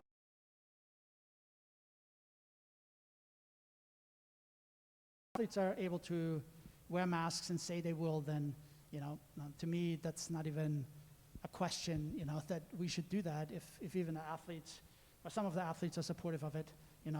High-profile athletes, you saw here earlier, they know what's at stake and they're willing to do what it takes. And so when a contest takes place depends on who they're playing and what the circumstances are. But yeah, many of those have already been postponed. Yeah, and my point was that we're like 3 weeks out from the first boys basketball game, scheduled boys basketball game. So we've got time. We can turn this around. We can get in the orange if everybody works together to wear their masks. Absolutely. All right, we have control collectively. Mm-hmm. And then also, can you kind of explain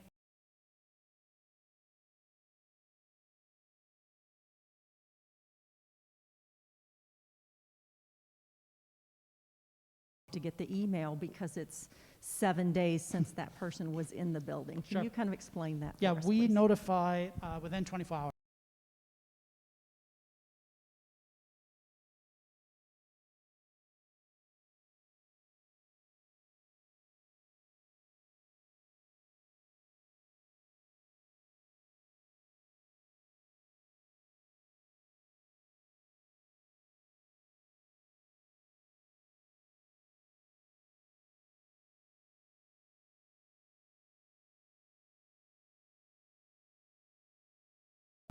But again, that's there's always that balance of identifying someone's medical record, and we're not going to do that. So the notifications, because those who meet the definition of exposure are notified separately, it's a community notification. Hey, there's a positive test. Just be more vigilant. If you see people with symptoms, take the necessary steps. It's not to say, hey, by the way, someone was right next to you in your classroom. These are just notifications for awareness. Thank you. Dr. Scheichel, I support your statement that it's time for grown-ups to be grown-ups. And while I have confidence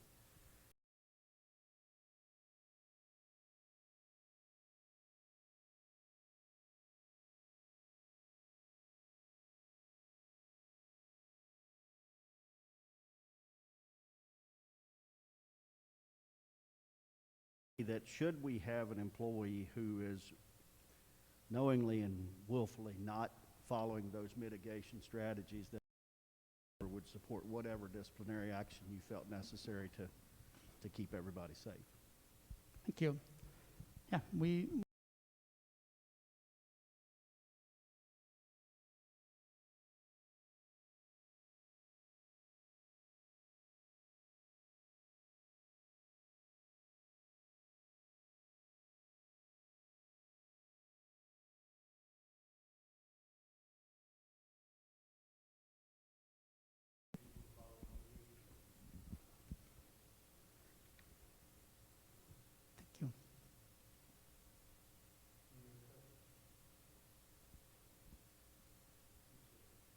Thank you.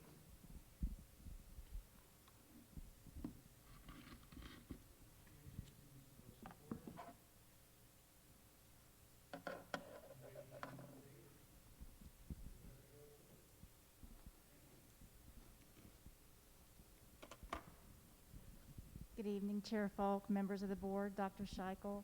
I want to tell you that it's my pleasure to share with you this evening some really positive and exciting information about our tiered systems of support. And I want to start by thanking you all for the incredible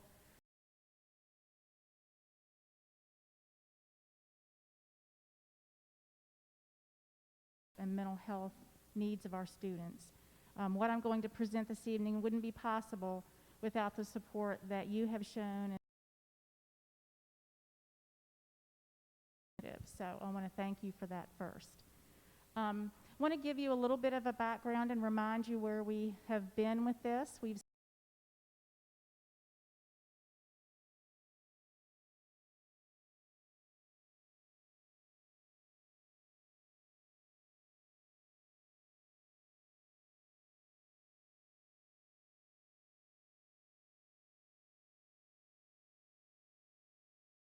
assessment and determining what our needs are in the division.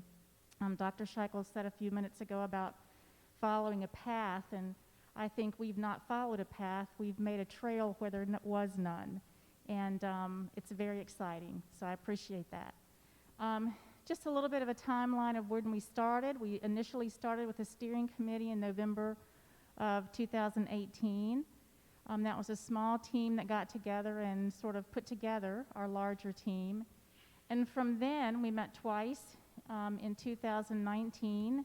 We met last January, and most recently had a meeting last week with our large team to continue to discuss and make decisions about the needs of our students.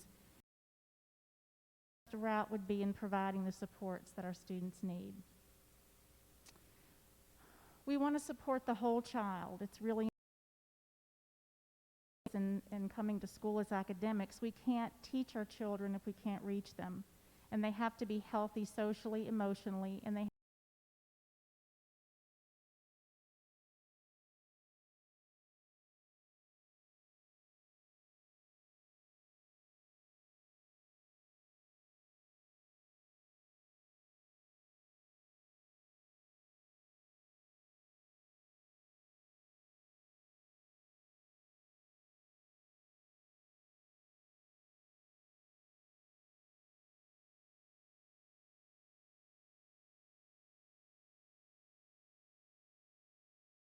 student-centered program. When we got together looking down the path of where we wanted to go or the trail we wanted to make, we realized that we needed that intentional professional development for all of our staff. And we have focused on being trauma-informed, and we've also focused on cognitive science because we know that trauma impacts our brain. When our children are experiencing trauma or they don't have stability in the home, that can definitely impact their experience at school. So we wanted to continue with professional development. We found that the supports that we have in place are the supports that we just need more of. We're doing a good job in a lot of areas, but we just need more of that. And in order to do that, to really meet the behavioral and mental health needs of our students, using best practices, it really required additional trained hands-on staff. And that's where we started our process of looking at the personnel and creating programs to do this. So in 2019-20, we started our first implementation year, and we appreciated the additional funds that we were able to be given to start this. We actually created positions in Rockingham County. We created the behavior support assistant position. We wrote that job description. We also had started with a behavior specialist at the elementary level, and prior to this year we had one. So we added 8 behavior support assistants in selected elementary schools, and the way we selected the elementary schools was based on the referral information we had from the behavior specialist from the prior year. We added 1 behavior specialist, which gave us a total of 2, and they sort of split Rockingham County at the elementary level. We added 2 board-certified behavior analysts, and that was really through the Shenandoah Valley Regional Program and our partnership there, which gave us a total of 4. And we added 3 early intervention counselors, specifically 1 for RA, 1 at each high school, and then 1 to help support at the middle schools. That gave us a total of 6. And some of our elementary schools, a middle school, and Broadway High School started piloting SEL programs, social learning programs. We felt like that character education and continuing to help students develop social emotional skills was very important. So we started piloting some programs at that time. So this is what our chart looked like, and I know that you can't read that, but you'll want to remember it when I show you the one we have now. So the ovals at the top were just our central office leadership, and it's divided by the 4 high schools. The pink squares represent our social workers.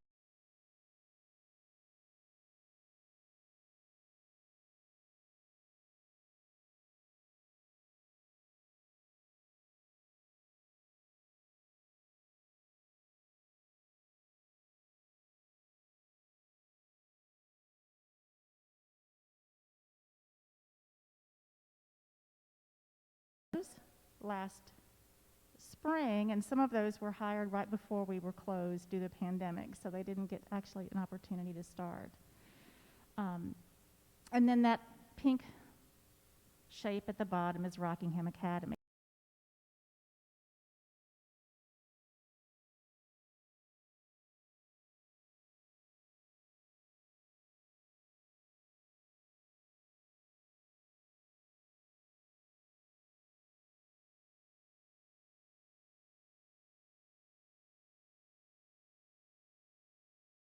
Well, through the summer, we developed a program called BASE, and BASE is a behavior assistant and support for education, and we'll talk a little bit more about what that means.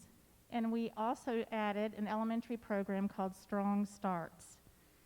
There's 1 program at Plains Elementary and 1 at Peak View Elementary, and there are 2 teachers and 2 BSAs. Now, I'm going to introduce them a little bit later, but our 2 fabulous Strong Starts teachers are here with us this evening wearing their Strong Starts shirts. You will be talking about our tiers in a little bit of tier 1, 2, and 3. And these fabulous educators are tier 4 because they are the ones that take and work with our children with the most challenging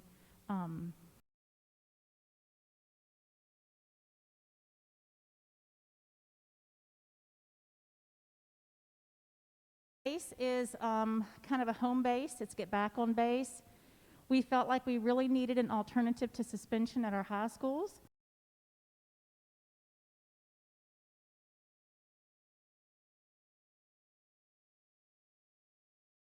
We could use a program like this for more of an education program than suspending students out of school. Also for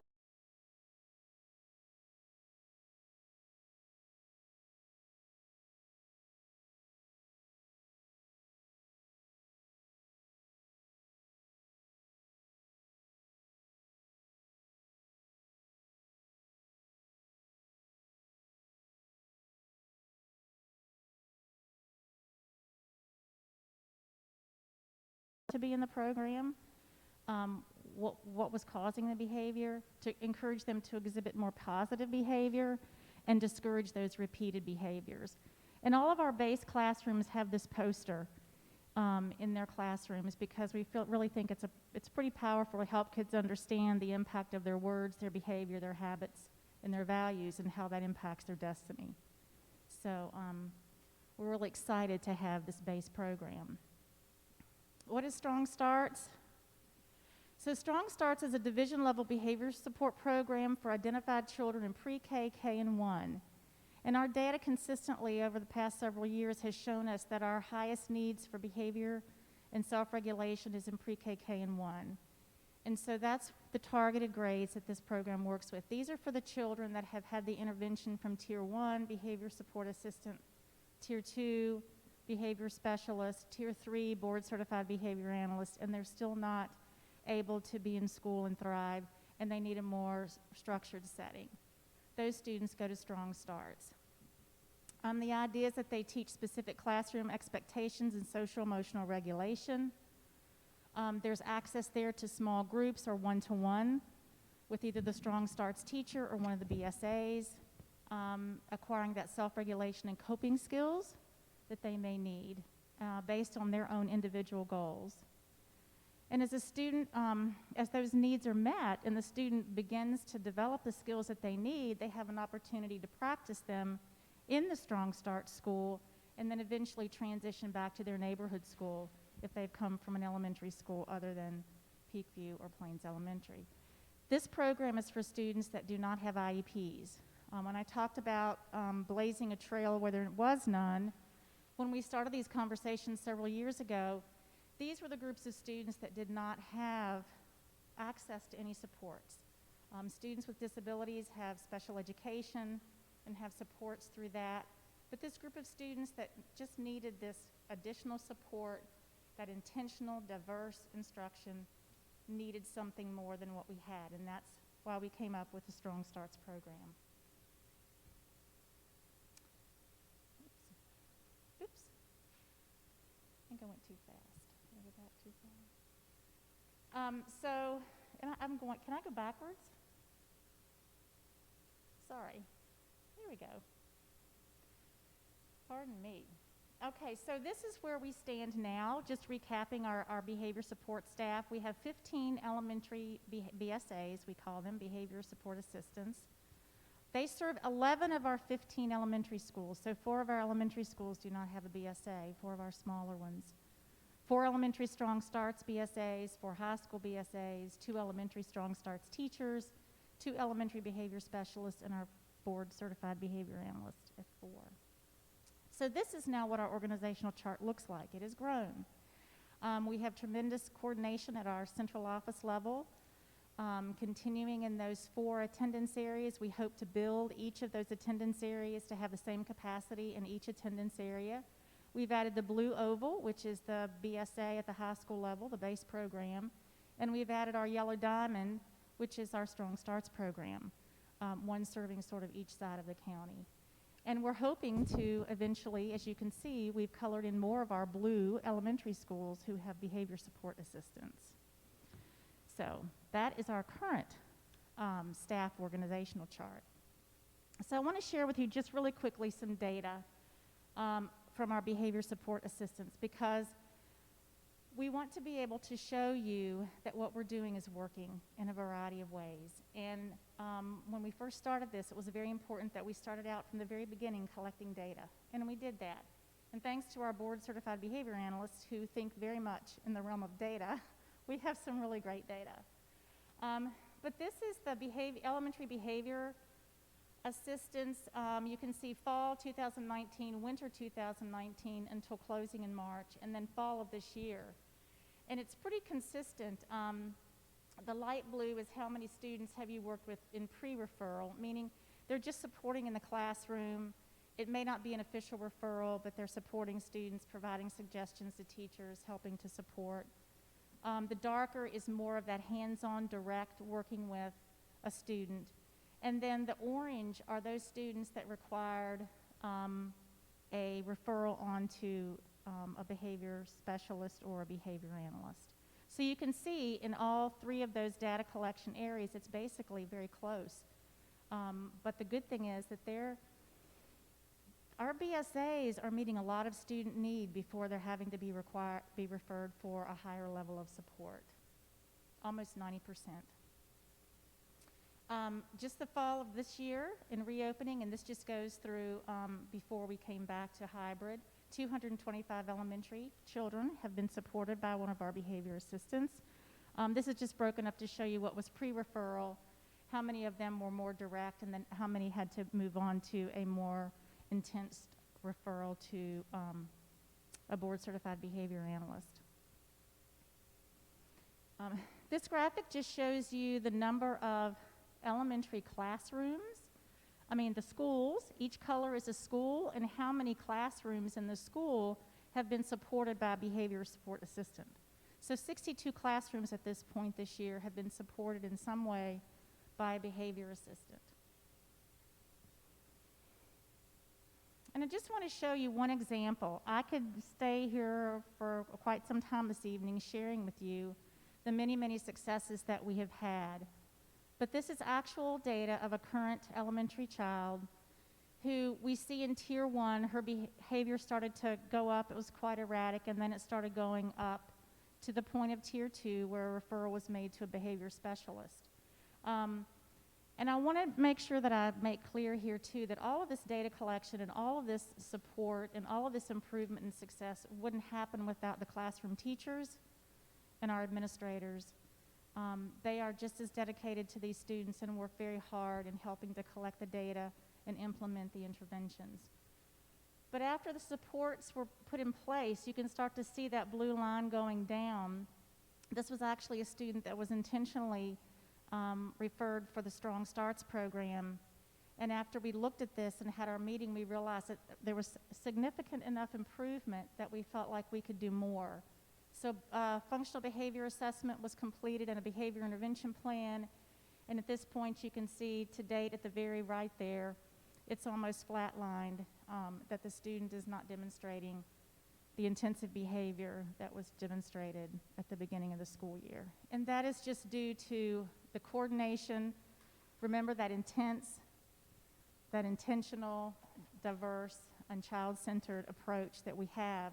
And there are many, many, many stories like this that I could share, but I won't take the time to do it tonight. It just gives you an example, one, of the kind of data collection that we're doing, and secondly, most importantly, the progress and the difference we're making, one child at a time. The high school BSA data, so those BSAs at the high school level have been quite busy with attendance. They have been working with 343 students, and 24 of those students had behavioral support from them. They are doing virtual learning plans. They're touching base with students. They're also providing different support through helping with child care. They're monitoring students. They're helping some students that are coming in person. So I think this is really nice information to have, that even though students aren't coming in fully at the high school level, our behavior support assistants are very busy at the high school level. Our Tier 2 and 3 are the referrals made to behavior specialists or our BCBAs or our school social workers or psychologist teams. And this graphic on the left, the darker the box is the more frequency of the type of behavior.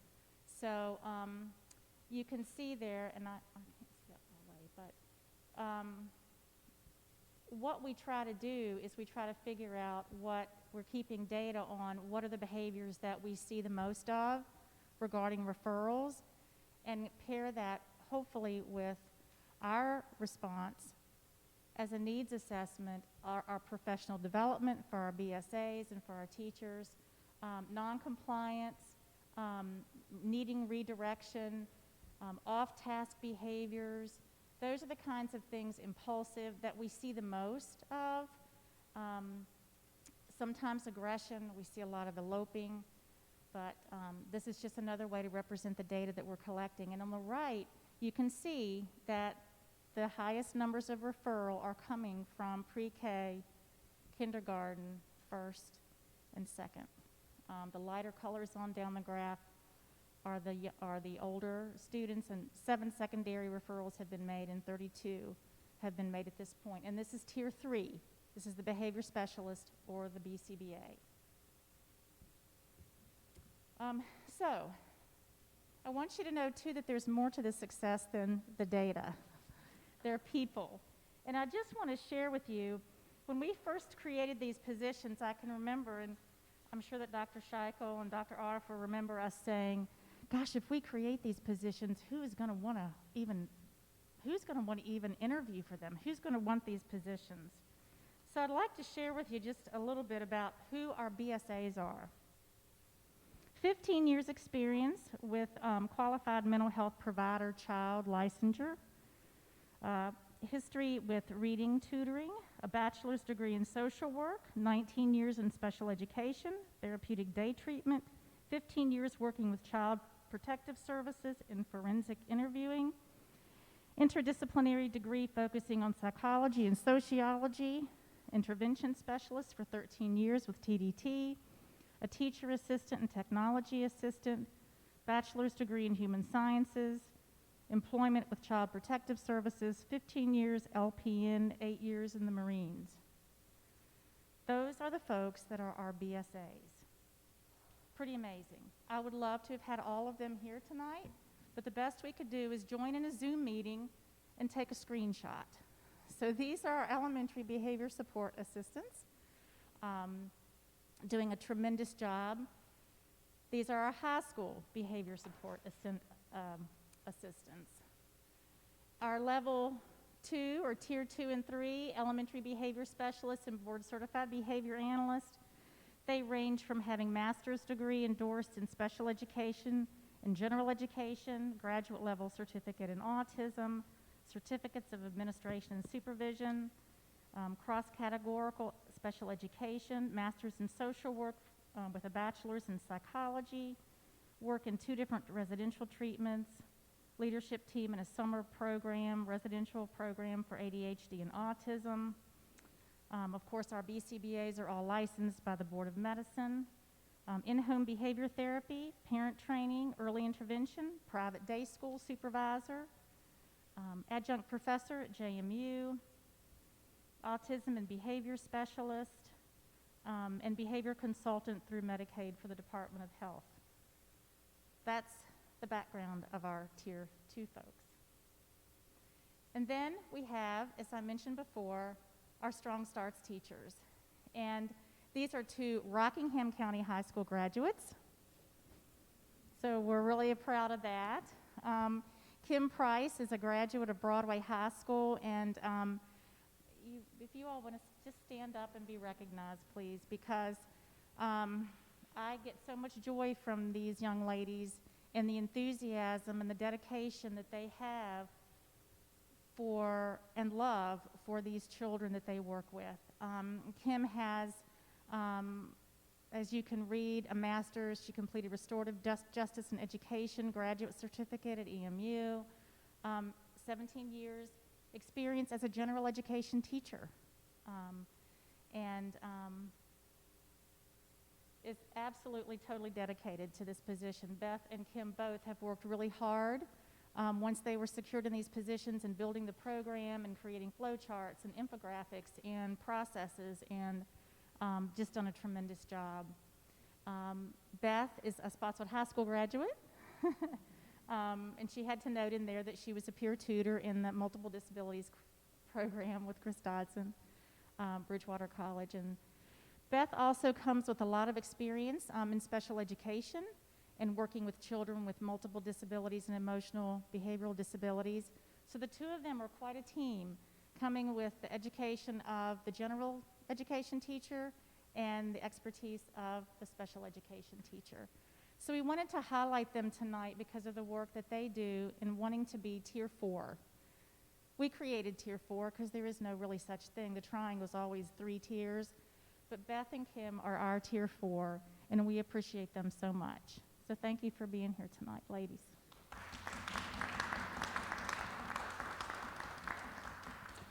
I just wanted to highlight quickly two things that we are doing with professional development and make you aware of that. Conscious discipline. All behavior support staff have done an e-course through Conscious Discipline.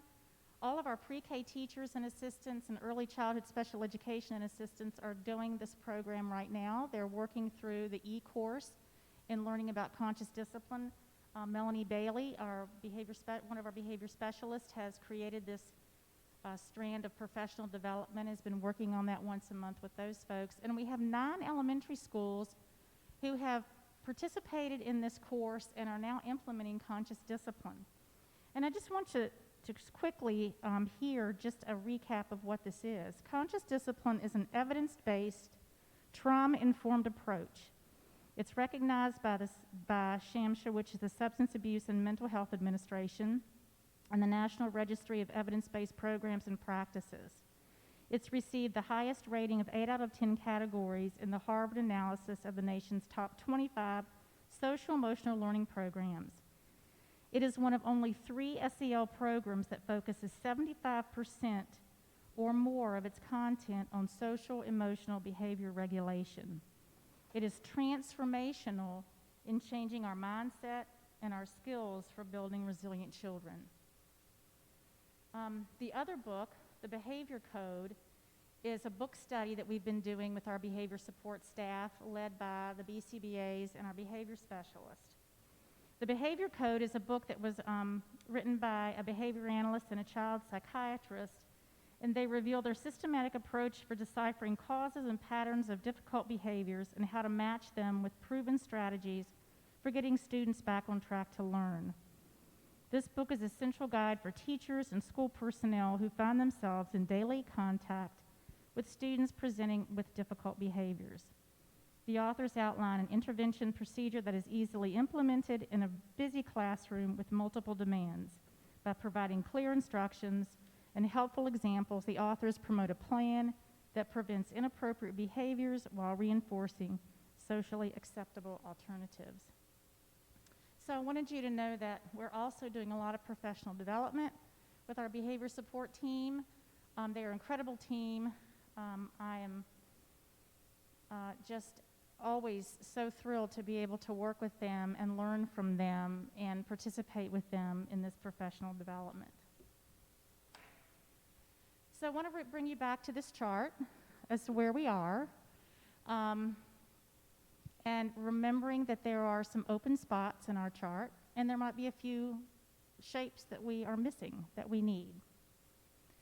And that brings us to this discussion of our December the 9th meeting that we had with our innovation team. Through a process of a needs assessment, looking where we've been, where do we want our trail to lead us, we came to the consensus that our proposal for 2021-22 would be to add 4 middle school BSAs. That could be similar to a program like a BASE, or they could function like an elementary BSA. 1 BSA and 1 BASE BSA at Rockingham Academy. There are no behavior supports at Rockingham Academy right now.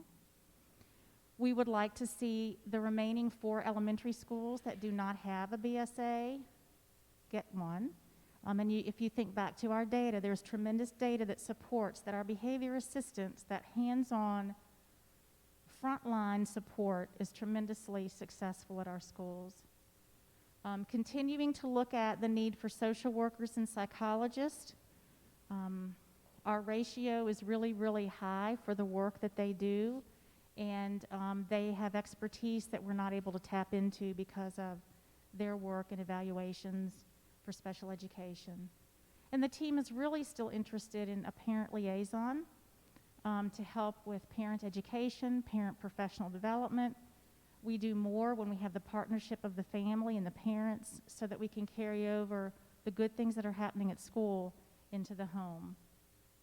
And we would also like continued support for social emotional learning. Sources of strength would be year 2 for Broadway High School, and we'd like to see that expanded to our other high schools. That could be a presentation within itself. And then continued conscious discipline division-wide training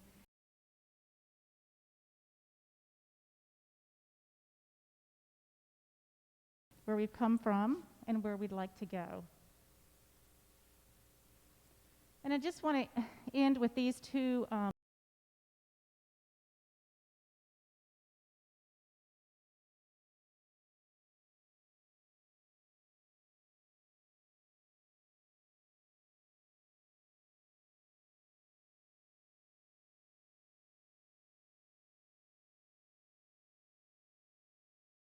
I know it's been at your heart too, because I know you've demonstrated a lot of courage this year, board members and Dr. Scheichel and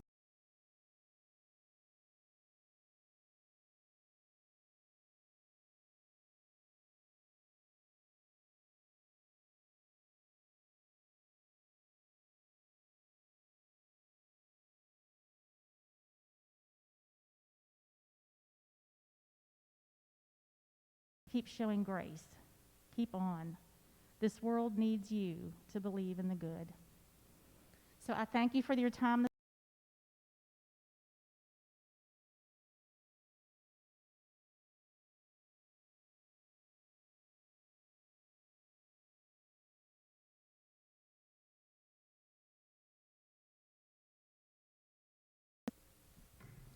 have a question for Dawn. When's the alarm go off?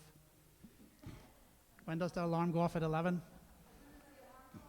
Yeah, because this is the kind of stuff we do need to talk about, and I just want to say thanks to Becky, for her leadership in this.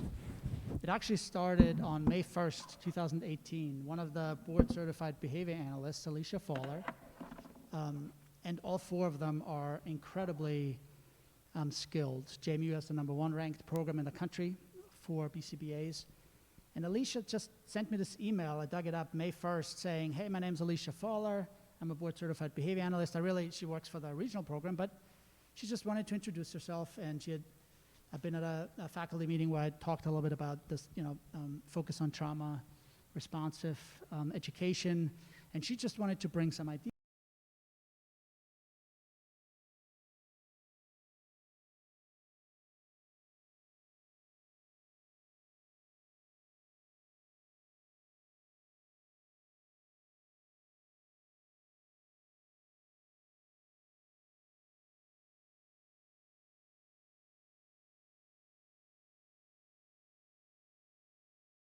All I said to Alicia was, hey, we have an executive team, and we want to have, a couple other people there. Scott was there. And just tell us what this should really look like, right? I know this is a lot of money, but let's do it right. Let's not just come with a bang.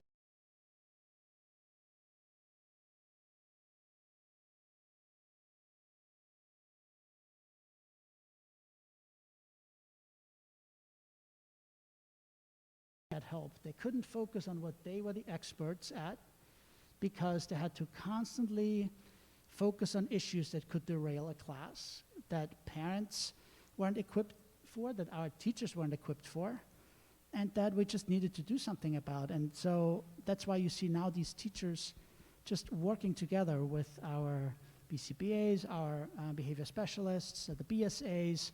Again, the folks that are running the Strong Starts program, it's unbelievable. This doesn't exist elsewhere in that form. And Alicia just came up and she really took it seriously and said, here is what this should look like.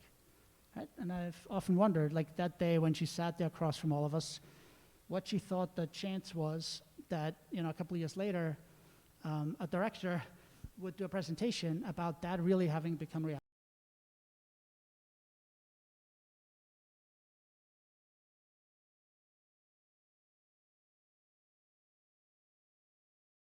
Without any grounding in what goes on in the schools. This is someone who worked in our schools and said something needs to happen. And like I said earlier, I'm talking to people who know what they're talking about, and Alicia Fowler did. And so that committee took on that task, and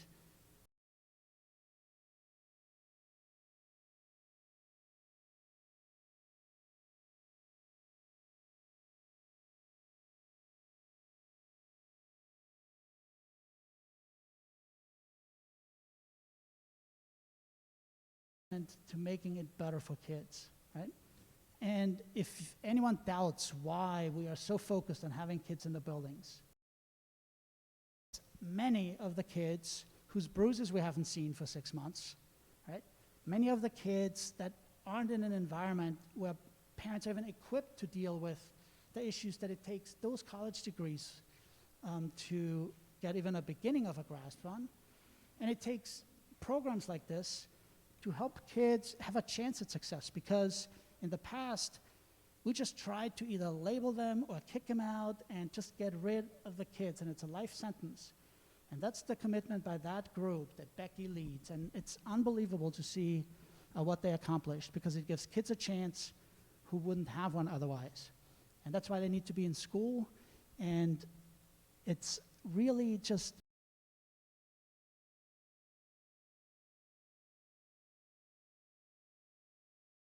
doing for kids that so many have given up on, right? And so, yeah, Becky, thank you for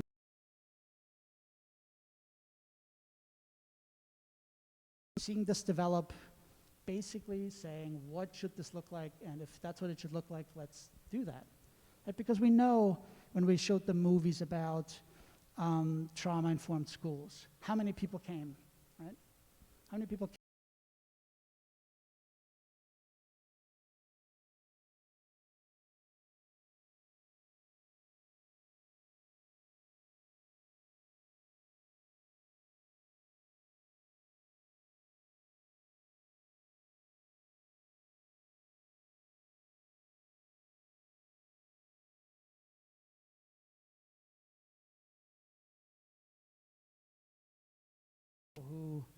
just know what they're doing and what they're talking about, and they let us watch it and just provide the means. And so that thanks goes to the board too, for sitting at the Model Schools Conference in Florida and saying this is what we need to do, and then having people that can pull this together. I feel lucky being around them to see what's really possible, because we all know kids that never had that chance. And so this is what we also do, and that's why we need to have kids in the buildings, because they need help too. Thank you.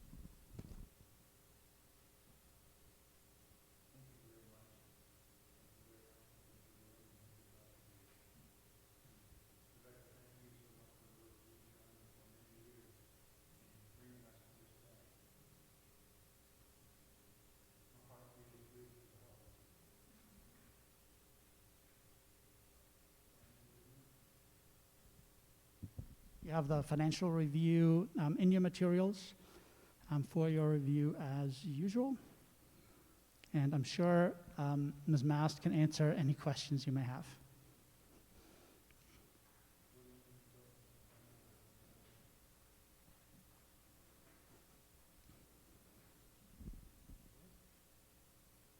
We move now to school board questions.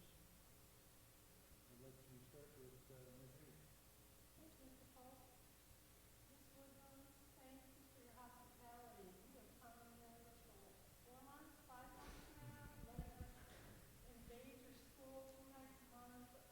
We are greatly appreciative of your hospitality. You don't have to worry about somebody ringing the alarm in the morning either. So, thank you so much for doing that. Thank you for what you're doing here at Austin Academy. This was a piece of the puzzle along with all the efforts that Betsy has put into having as much support as we can get for our students and our families. So, you're still doing fine.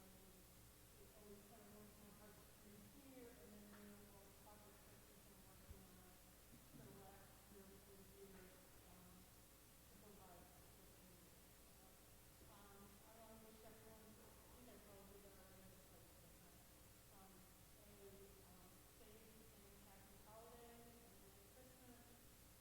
We will go into a couple of weeks here, hopefully going to hunker down with our families and experience the joy of what's considered a new normal in this area. But I do think that we're going to get around the bend on this, and we're going to get around the bend on this together.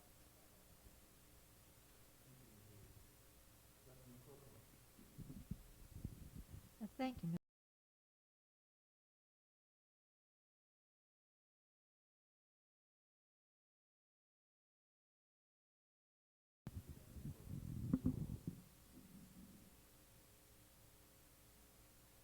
I'd just like to also wish everyone a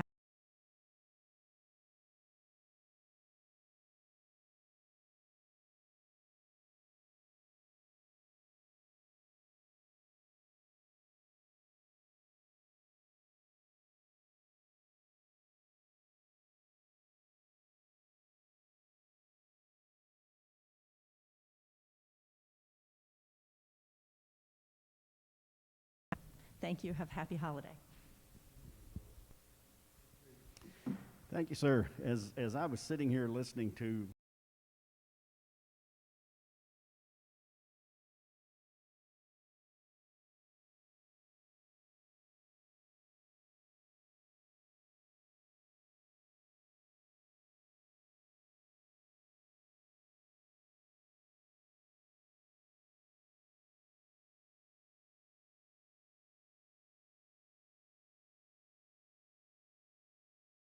I will leave here tonight with my head a little higher and my back a little straighter and a smile under this mask, because there are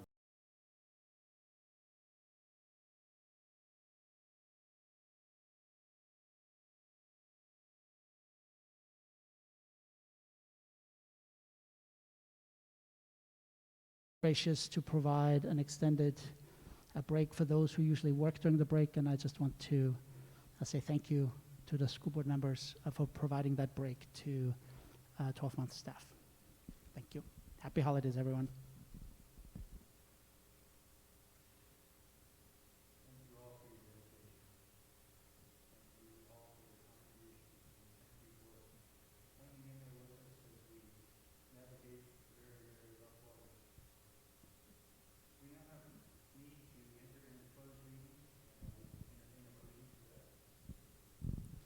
I move that the board enter a closed meeting to discuss and consider the following pursuant to the provisions of Virginia Code, Section 2.2-3711, A1, personnel, specific public officers, appointees, or employees for the purpose of considering such individual's assignment, appointment, promotion, performance, salary,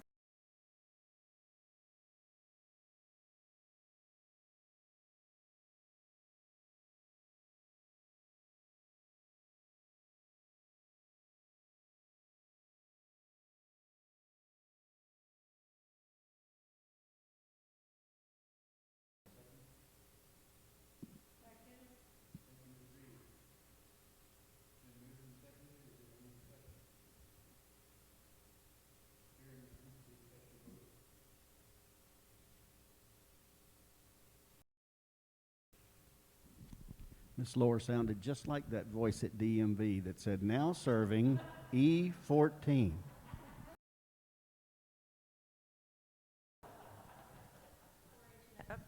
4-H and FFA taught me well.